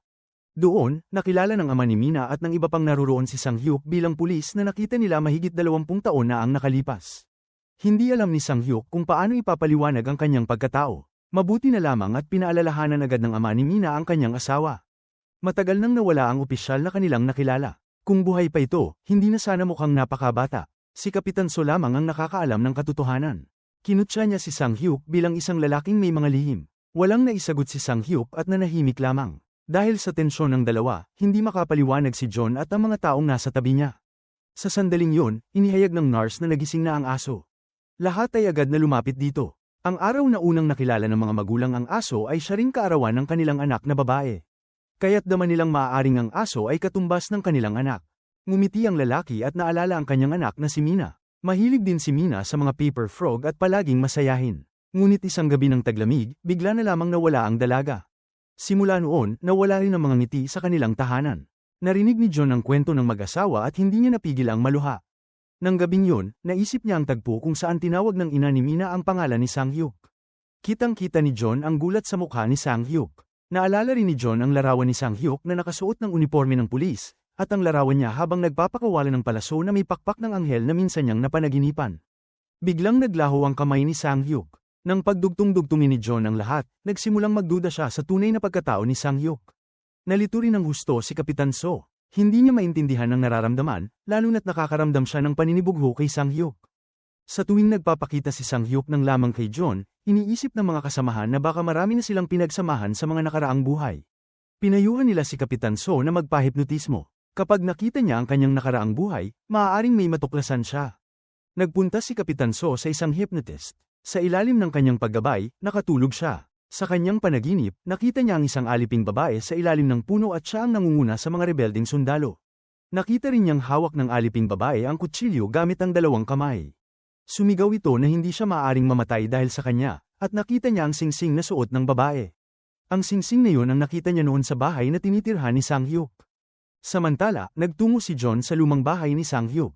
Nais niyang malaman ang sagot tungkol sa kanyang tunay na pagkatao. Kinuha ni John ang 2 singsing mula sa cabinet at biglang bumalik sa kanyang alaala ang kanyang nakaraang buhay.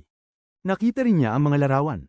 Habang tinitingnan niya ang tao sa pintura, naalala niya ang nakaraang buhay kung saan magkasama silang nagpipinta ni Sang-hyuk sa tabi ng ilog. Noon, napakatamis at puno ng lamang ang kanilang pagsasama. Nangako si John na gaano man sila paglayuin, hahanapin pa rin niya si Sang-hyuk. Ngayon lamang niya tunay na naunawaan na ang aliping babae at ang diwata na madalas lumitaw sa kanyang panaginip ay hindi basta panaginip, kundi siya at si Sang-hyuk sa kanilang nakaraang buhay. Sa sandaling yun, labis niyang ninais na muling makita si Sang-hyuk. Paglabas niya ng pintuan, biglang nagliwanag ang di mabilang na ilaw sa bakuran. Napalibutan ng mga bulaklak at mga paper frog ang daraanan ni John, na nagpabalik ng isa pang alaala sa malapanaginip na tanawin. Naalala niya ang unang pag-ibig na naglagay ng makukulay na paso ng bulaklak sa bakod ni Sang-hyuk, kasama ng mga makukulay na paper frog. Ngumiti si John at sinabi kay Sang-hyuk na pareho silang mahilig sa paper frog. Unti-unting lumapit si John kay Sang-hyuk. Pinagtibay din ni Sang-hyuk ang kanyang damdamin. Maging ito man ay ang aliping babae o ang unang pag-ibig, sila ay ang nakaraang buhay ni John. Pagkatapos, dinala ni Sang-hyuk si John sa bahay ng kanyang unang pag-ibig. Inabot ni John ang kanyang kamay upang hipuin ang tarangkahan. Isang pamilyar at malungkot na damdamin ang sumilay sa kanyang puso. Sa mahabang agos ng mga alaala, nakita ni John ang kanyang unang pag-ibig na may daladalang bag sa likod habang lumalabas ng bahay. Sa sandaling yun, binuksan ng ina ng unang pag-ibig ang pinto at nakita sila. Mainit niya silang inimbitahan na maghapunan sa loob ng bahay. Nakita ni John ang maraming larawan at mga paper frog sa silid ng kanyang unang pag-ibig. Muli siyang binalik ng mga alaala sa nakaraan. Noon, kasalo nilang naghapunan ng Diyos ng pag-ibig na si Sang-hyuk. Sa gitna ng kasayahan, pabirong hinalikan ni John si Sang-hyuk sa pisngi. Habang kumakain, masayang ngumiti ang ama at ina ng kanyang unang pag-ibig. Ang presensya ni John ay nagparamdam sa kanila na tila bumalik ang kanilang anak. Iyon ang unang pagkakataon mula nang mawala ang kanilang anak na muling nagkaroon ng halakhak sa kanilang pamilya. Ngunit napaiyak si John. Gusto niyang sabihin na siya ang kanilang anak, ngunit natakot siyang baka hindi niya ito maipaliwanag ng malinaw para sila ay maniwala. Dahil dito, mabilis niyang binuwi ang kanyang sasabihin at sinabi na nais niyang maging inaanak na lamang nila. Pagkatapos nilang umalis ni Sang-hyuk, nagtungo rin si Kapitan So sa lumang bahay ni Sang-hyuk at kinuha ang singsing sa cabinet. Muli niyang nakita sa kanyang isipan ang larawan ng isang aliping babae na may hawak na matalim na patalim. Natagpuan din ni Kapitan So ang dalawang painting sa cabinet. Nang makita niya sa isa sa mga pintura si Sang-hyuk na may pakpak, labis siyang nabigla. Samantala, inihatid ni Sang-hyuk si John pauwi. Habang papaalis na, inamin ni John na mahal niya ang bawat sandaling kasama si Sang-hyuk, mula sa una hanggang sa kasalukuyan. Pagkatapos ng muling pagkakatawang tao, maging nung siya ay 19 o 29 na taong gulang, mahal pa rin niya si Sang-hyuk. Nagpasalamat siya kay Sang-hyuk dahil palagi itong nasa kanyang tabi. Pagkatapos, buong lamang niyang hinalikan si Sang-hyuk. Ngunit biglang naging malinaw ang kamay ni Sang-hyuk. Kahit ganoon, hindi tumigil si John sa paghalik sa kanya. Ang paglalabo ng kamay ay senyales na malapit nang magsimula ang huling yugto ng kanyang pagbabagong anyo. Lumalabas na sinunog ang mga pakpak ni Sang-hyuk 500 taon na ang nakalipas. Kaya napilitan siyang magbago. Hindi tiyak ang haba ng bawat pagbabago. Maaari itong tumagal ng 1 linggo hanggang 10 taon. Inisip ni John na ang dahilan ng pagbabago ni Sang-hyuk ay upang mapanatili ang kanyang kabataang anyo. Upang pigilan ang pagbabagong ito, sinabi ni John na mas gusto niya ang mas nakatatandang lalaki. Ipinakilala rin niya kay Sang-hyuk ang mga pampaganda laban sa pagtanda. Akala niya, sa ganitong paraan ay hindi na kailangang magbago si Sang-hyuk at maaari silang tumanda ng magkasama. Nais ipaliwanag ni Sang-hyuk na hindi niya kayang kontrolin ang pagbabagong yun. Ngunit inakala ni John na ayaw nitong bitawan ang kanyang kabataang anyo. Naalala niya ang lahat ng kanyang dinaanan, ang pagiging damo, insekto, paru-paro, at maging isang kulisap sa bante ng dumi, para lamang muling makita si Sang-hyuk. Ngunit sa kabila ng lahat, hindi nito maiwan ang kanyang batang mukha. Pinilit ni John si Sang-hyuk na pumili sa pagitan niya at ng kanyang anyo. Nais sanang magpaliwanag ni Sang-hyuk, ngunit sinabi ni John na nakita na niya ang kaakit-akit nitong mukha ngayong araw kaya kailangan niyang mag-isip ng mahinahon. Pagkasabi nito, mabilis siyang umalis. Samantala, tahimik na nakatitig si Kapitan So sa larawan ng aliping babae mula sa kanyang nakaraang buhay at sa larawan ng Diyos na si Sang-hyuk sa lumang bahay. Upang lutasin ang misteryo sa pinagmulan ni Sang-hyuk, nagpunta siya sa hepe ng pulis na minsang naglingkod kay Sang-hyuk. Doon nalaman niya ang tunay na pagkatao ni Sang-hyuk. Si Sang-hyuk ay si Cupido. Agad na nagtungo si Kapitan So sa bahay ni Sang-hyuk at inilabas ang larawan na kanyang kinunan sa telepono. Kinwestiyon niya si Sang-hyuk tungkol sa kung sino ang babae na nasa paintadong larawan. Nais malaman ni Kapitan So kung ano ang nangyari sa nakaraang buhay niya kasama ang dalawa. Sapagkat tuwing nakikita niya silang magkasama, nakakaramdam siya ng matinding galit. Tahasang sinabi ni Sang-hyuk na 500 taon na ang nakalipas, si Kapitan So ang pumatay kay Sang-hyuk at nais ding patayin ang alilang babae sa palasyo. Biglang pumasok sa isipan ni Kapitan So ang larawan ng alilang babae na may hawak na matalim na kutsilyo at nakaharap sa kanya. Sa sandaling yun, isang tawag mula kay John ang nakasagabal sa usapan ng dalawa. Natatakot si John na bigla na lamang mag-transform si Sang-hyuk kaya gusto niyang tawagan siya agad sa oras na magising upang makasiguro na hindi siya mawawala. Kinabukasan, nagising si John ngunit hindi siya nakatanggap ng mensahe o tawag mula kay Sang-hyuk. Dahil sa takot, tinawagan ni John si Sang-hyuk habang umiiyak. Sa kabutihang palad, sinagot ni Sang-hyuk ang tawag. Ipinaliwanag niya na naliligo lamang siya. Galit na sinermonan ni John si Sang-hyuk at tinawag itong kasuklam-suklam na nilalang. Makalipas ang kaunti, dumating si Sang-hyuk upang sunduin si John at dinala siya sa ospital para sa alaga nilang aso. Dinala ni Kapitan So ang aso para sa karaniwang pagsusuri. Habang nagsasagawa ng pagsusuri, patuloy na tinititigan ni Kapitan So si John. Pilit niyang inaalala ang kanilang nakaraan sa dating buhay. Biglang naalala ni Kapitan So ang sinabi ni Sang-hyuk na sa kanyang nakaraang buhay, sinubukan niyang saktan si John. Sa sandaling yun, naramdaman niyang hindi na niya kayang harapin si John ng mahinahon. Binaliwala ni Kapitan So ang tawag ni John at umalis. Hinabol siya ni John at iniabot kay Kapitan So ang isang tubo ng gamot para maipahid sa likod ng kanyang sugatang kamay. Pinanood ni Sang-hyuk ang pag-uusap ng dalawa at nakaramdam siya ng selos. Sa oras na hindi pa malinaw ang relasyon nilang tatlo, natagpuan ang bangkay ng isang babae. Ang bangkay ay natagpuan sa loob ng isang kotse sa labas ng lungsod. Ang babaeng ito ay si Assistant Song, ang nawawalang empleyado ng kumpanya ni Kim Wook. Natagpuan ng pulisya ang DNA ni Kim Wook sa mga kuko ni Assistant Song, kaya pinaginalaan nila na si Kim Wook ang salarin. Gayunpaman, umamin si Kim Wook na siya ang pumatay sa kanyang kasintahan, at hindi si Assistant Song ang kanyang pinatay. Noong panahong yun, kinaladkad niya si Assistant Song papasok sa bodega upang pagbawalan nitong lumapit sa ibang lalaki. Nagkaroon sila ng pagtatalo. Kinalmot ni Assistant Song si Kim Wook, ngunit tiniyak ni Kim Wook na hindi niya ito pinatay. Ipinakita ng pulisya ang pulang aklat na natagpuan sa bahay ni Assistant Song. Nang tanungin kung si Kim Wook ba ang naglagay nito roon, bigla siyang natakot at tumangging sumagot. Sigaw ng sigaw si Kim Wook, hinihiling sa mga gwardya ng kulungan na ibalik na siya sa kanyang selda. Pagbalik niya sa kanyang silid, napanood niya ang balita sa telebisyon tungkol sa pagkakatuklas ng bangkay ni Assistant Song. Paulit-ulit niyang binibigkas na ligtas siya roon. Samantala, nagpadala ng mensahe si Sang-hyuk kay John sa harap ng ospital ng alaga. Subalit biglang napansin ni Sang-hyuk ang isang lalaking nakaitim na nagtatago malapit. Agad niyang ibinaba ang kanyang telepono at hinabol ang taong yun. Paglabas ni John, wala na si Sang-hyuk. Tanging kotse at telepono lamang ang kanyang nakita. Inakala ni John na nag-transform si Sang-hyuk. Nalito siya at hindi alam ang gagawin, kaya siya ay napaiyak. Mabuti na lamang at bumalik si Sang-hyuk sa tamang oras. Agad siyang niyakap ni John. Ang takot na muling mawala ang kanyang minamahal at ang hirap ng muling pagkikita ay nagdulot ng matinding pangamba kay John. Bawat sandali ng pagyakap sa kanyang kasintahan ay tila katapusan ng mundo. Natatakot siyang sa susunod na saglit ay bigla itong maglaho. Nais ni Sang-hyuk na aliwin si John, kaya iminungkahi niyang magsama na silang dalawa. Hindi alam ni Sang-hyuk kung kailan siya muling magbabago, ngunit gusto niyang pahalagahan ng bawat sandali kasama si John. Nais niyang makasama siya sa lahat ng oras. Sa mga sandaling yon, nag-aalala si John kaya siya ay uminom. Marahang tinitigan siya ni Sang-hyuk at binigyan ng matamis na halik. Nagkaroon sila ng mainit na gabi. Kinabukasan ng gabi, nagtungo si John sa ospital ng alaga upang magtrabaho sa panggabing duty. Habang hinihintay niyang matapos si John, binasa ni Sang-hyuk ang mga tala ukol sa pagkawala mahigit 20 taon na ang nakalipas. May isa sa mga lokasyon na nagdulot ng hinala kay Sang-hyuk, kaya napagdesisyonan niyang pumunta roon upang magsiyasat. Bago umalis, sinabi ni Sang-hyuk kay John na huwag munang aalis. Pagkatapos ng trabaho, manatili lamang siya at hintayin ang pagbabalik ni Sang-hyuk. Samantala, sa loob ng bilangguan, humiling si Kim Wook sa bantay na bigyan siya ng gamot sa lagnat. Habang wala ang bantay upang kunin ang gamot, isang misteryosong lalaki na may dalang mga gamit ang biglang pumasok. Natakot ng labis si Kim Wook nang makita ang mukha ng estranghero, ngunit hindi niya nabigyan ng pagkakataon si Kim Wook na humingi ng tulong at agad siyang kumilos. Walang kaalaman si Kapitan So tungkol sa nangyari sa bilangguan, kaya pinangunahan niya ang lahat patungo sa kumpanya ni Kim Wook. Sa paghahanap ng mga kainahinalang bagay, natagpuan ni Kapitan So ang isang pulang kwaderno sa mesa ni Kim Wook. Sa labas ng kwaderno ay nakasulat ang salitang selos, at sa loob naman ay nakasulat ang mga katagang gagawa ko ng paraan laban sa iyo anuman ang mangyari. Samantala, dumating si Sang-hyuk sa isang lumang bahay. Sinundan niya ang hagdan pababa sa silong. Nakita ni Sang-hyuk ang ilaw na nakabukas sa loob at binuksan ang pinto.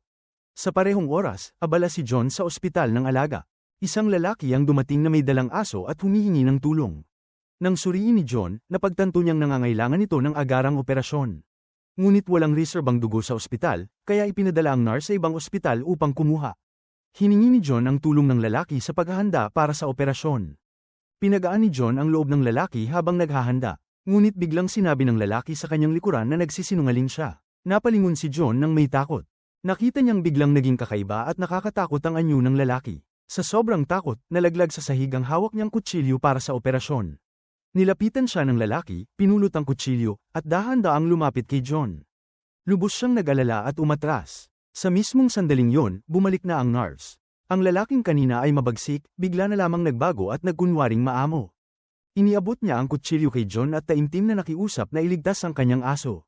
Nakita ni John ang sinseridad sa mga mata ng lalaki kaya inisip niyang ang nakakatakot na anyo kanina ay isa lamang guni-guni. Sa gitna ng operasyon, natuklasan ni John na lubhang napinsala ang mga lamang loob ng aso. Ang sanhi ay malubhang pambubugbog. Ipinahayag ng lalaki na gawa raw ito ng kapitbahay.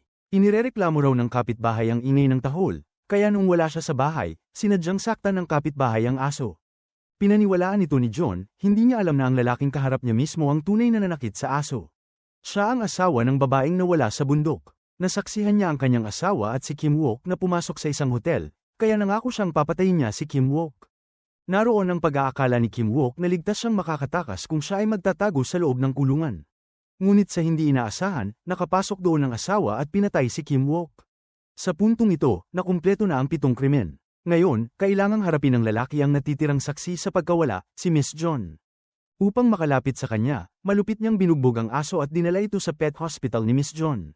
Samantala, sa mesa ni Kim Wook, natagpuan ni Kapitan So ang isang pulang kwaderno na may nakasulat na salitang, selos.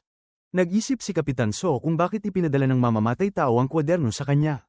Bigla niyang natanggap ang isang tawag mula sa himpilan ng pulisya, ipinapalam na si Kim Wook ay pinaslang. Dahil dito, napagtanto ni Kapitan So na isa pala si Kim Wook sa mga target ng mamamatay tao. Ito ang dahilan kung bakit paulit-ulit nitong sinasabi na kailangan niyang manatili sa kulungan upang hindi na mangyari ang huling pagpatay. Ipinapalagay ni Kapitan So na si Miss John ang susunod na target, kaya't dali-dali siyang tumakbo papunta sa pet hospital.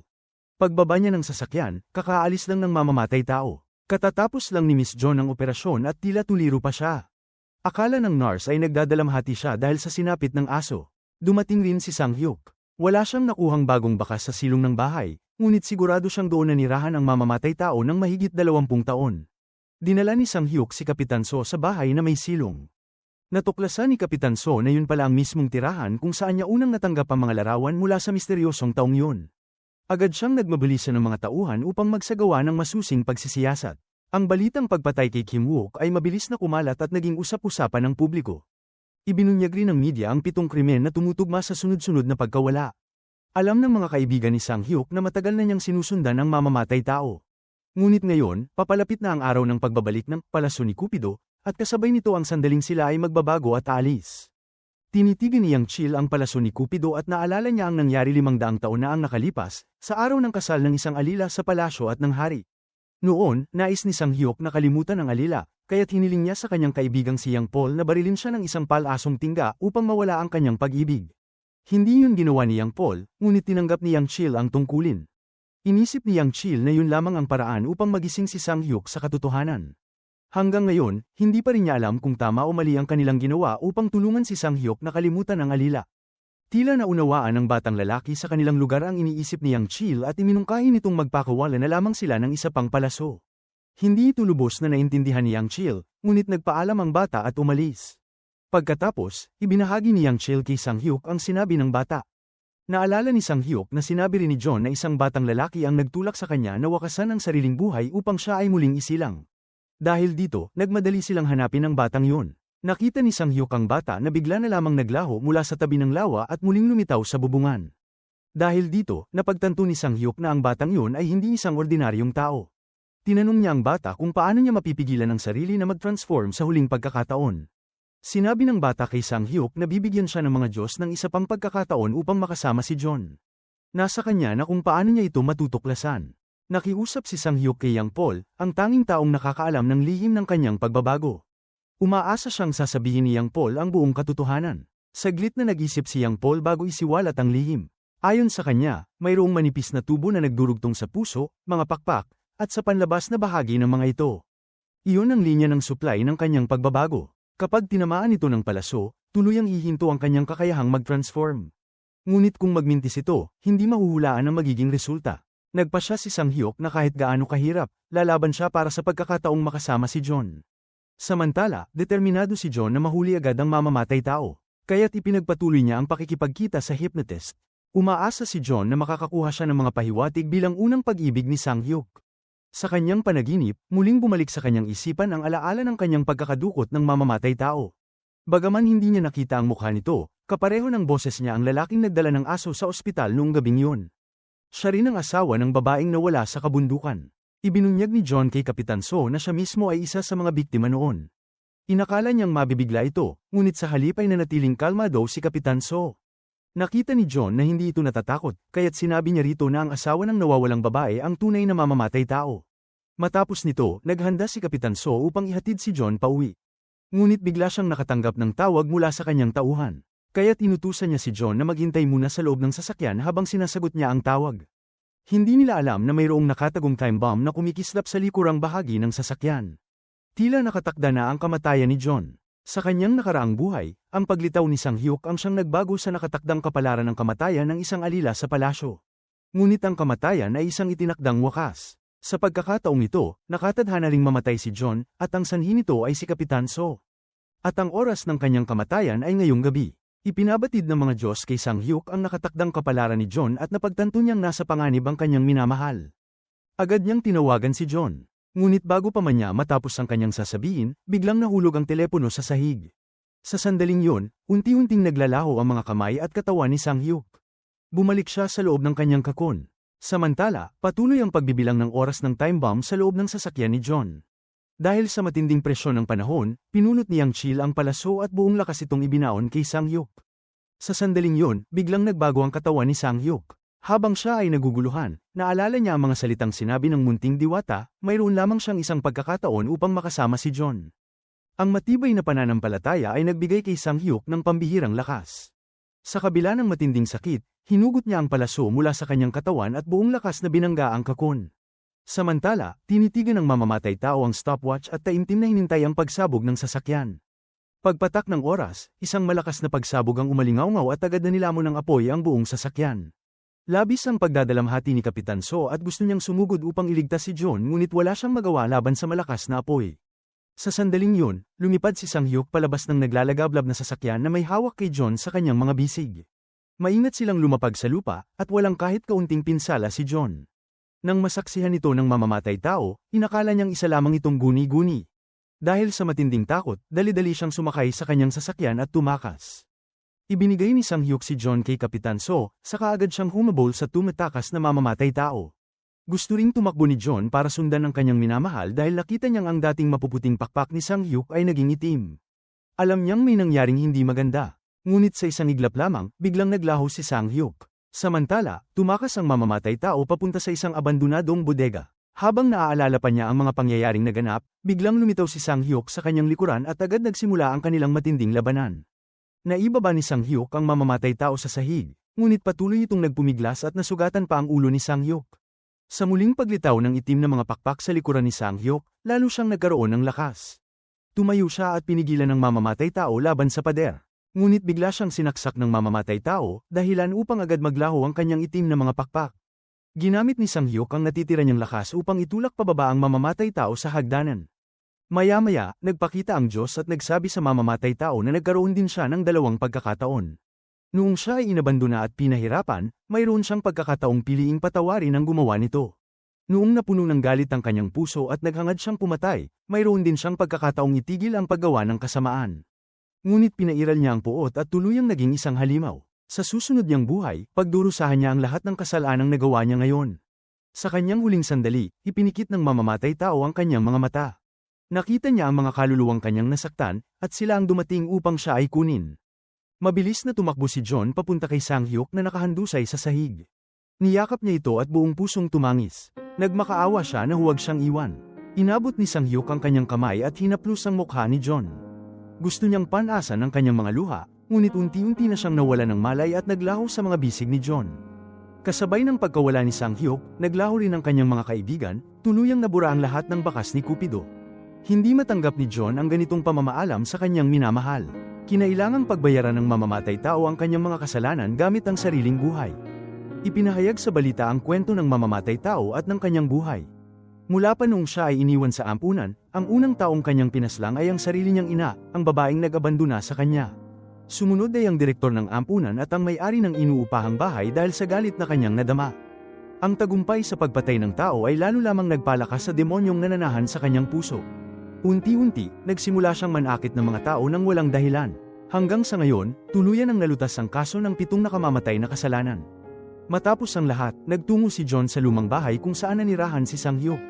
Sa loob ng isang drawer, natagpuan niya ang isang larawan na iginuhit ni Sang-hyuk para sa kanya, isang larawan ng kanilang masayang pagsasama mula pa noong simula.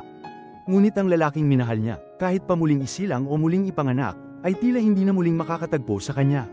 Pagkaraan noon, ikinulong ni John ang sarili sa kanyang silid at tumigil sa pagkain at pag-inom. Bumisita si Kapitan So kay John, ngunit palaging ang kanyang kasama sa silid ang nagbubukas ng pinto. Sinabi nito na ayaw ni John makipagkita sa kahit sino. Hindi sumuko si Kapitan So at patuloy pa rin siyang dumedalaw araw-araw. Sa wakas, dumating ang araw na si John mismo ang nagbukas ng pinto.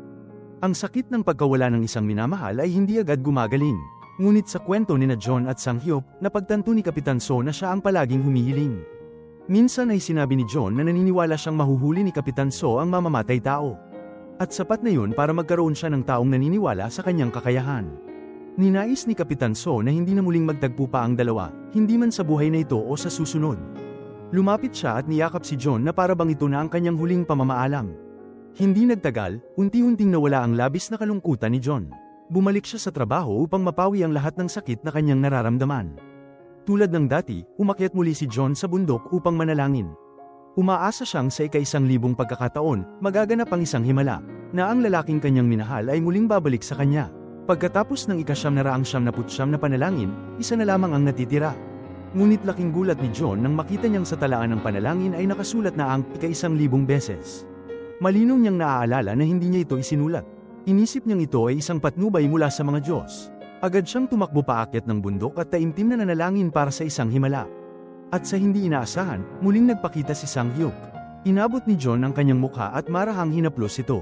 Hindi siya makapaniwalang tunay ngang nagbalik si Sang-hyuk. Ikinwento nito kay John na matapos siyang mamatay, bumalik siya sa kakon at muling isinilang. Ngayon, hindi na siya isang diwata at hindi na rin siya makakapag-transform. Isa na lamang siyang karaniwang tao, katulad ng lagi niyang hiling ni John. At dahil dito, maaari na silang magmahalan habang buhay. Nang makita ng mga Diyos ang kanilang yakapan, ipinaliwanag nila kung bakit naganap ang himala. Tanging sa pamamagitan lamang ng pagharap sa takot nagkakaroon ng bagong kapalaran ng tao. Humanga sila sa katapangan ng dalawa, at iyon ang dahilan kung bakit ang ika-1,000 panalangin ay naisulat sa talaan ni John. Itinali ng Diyos ang pulang sinulid sa kamay ni John bilang tanda ng kanilang tadhana. Makalipas ang ilang taon, lumaki na ang anak nina John at Sang-hyuk, at ang kanilang munting pamilya ay namuhay ng masaya at payapa habang buhay. Dito nagtatapos ang K-drama series. Maraming salamat sa panunood at patuloy na pagsuporta sa Nilagang Mani. Hanggang sa muli. Kung nagustuhan mo ang aral sa istorya na to, huwag kalimutang mag-subscribe sa channel at pindutin ang notification bell para lagi kayong updated sa mga susunod nating uploads.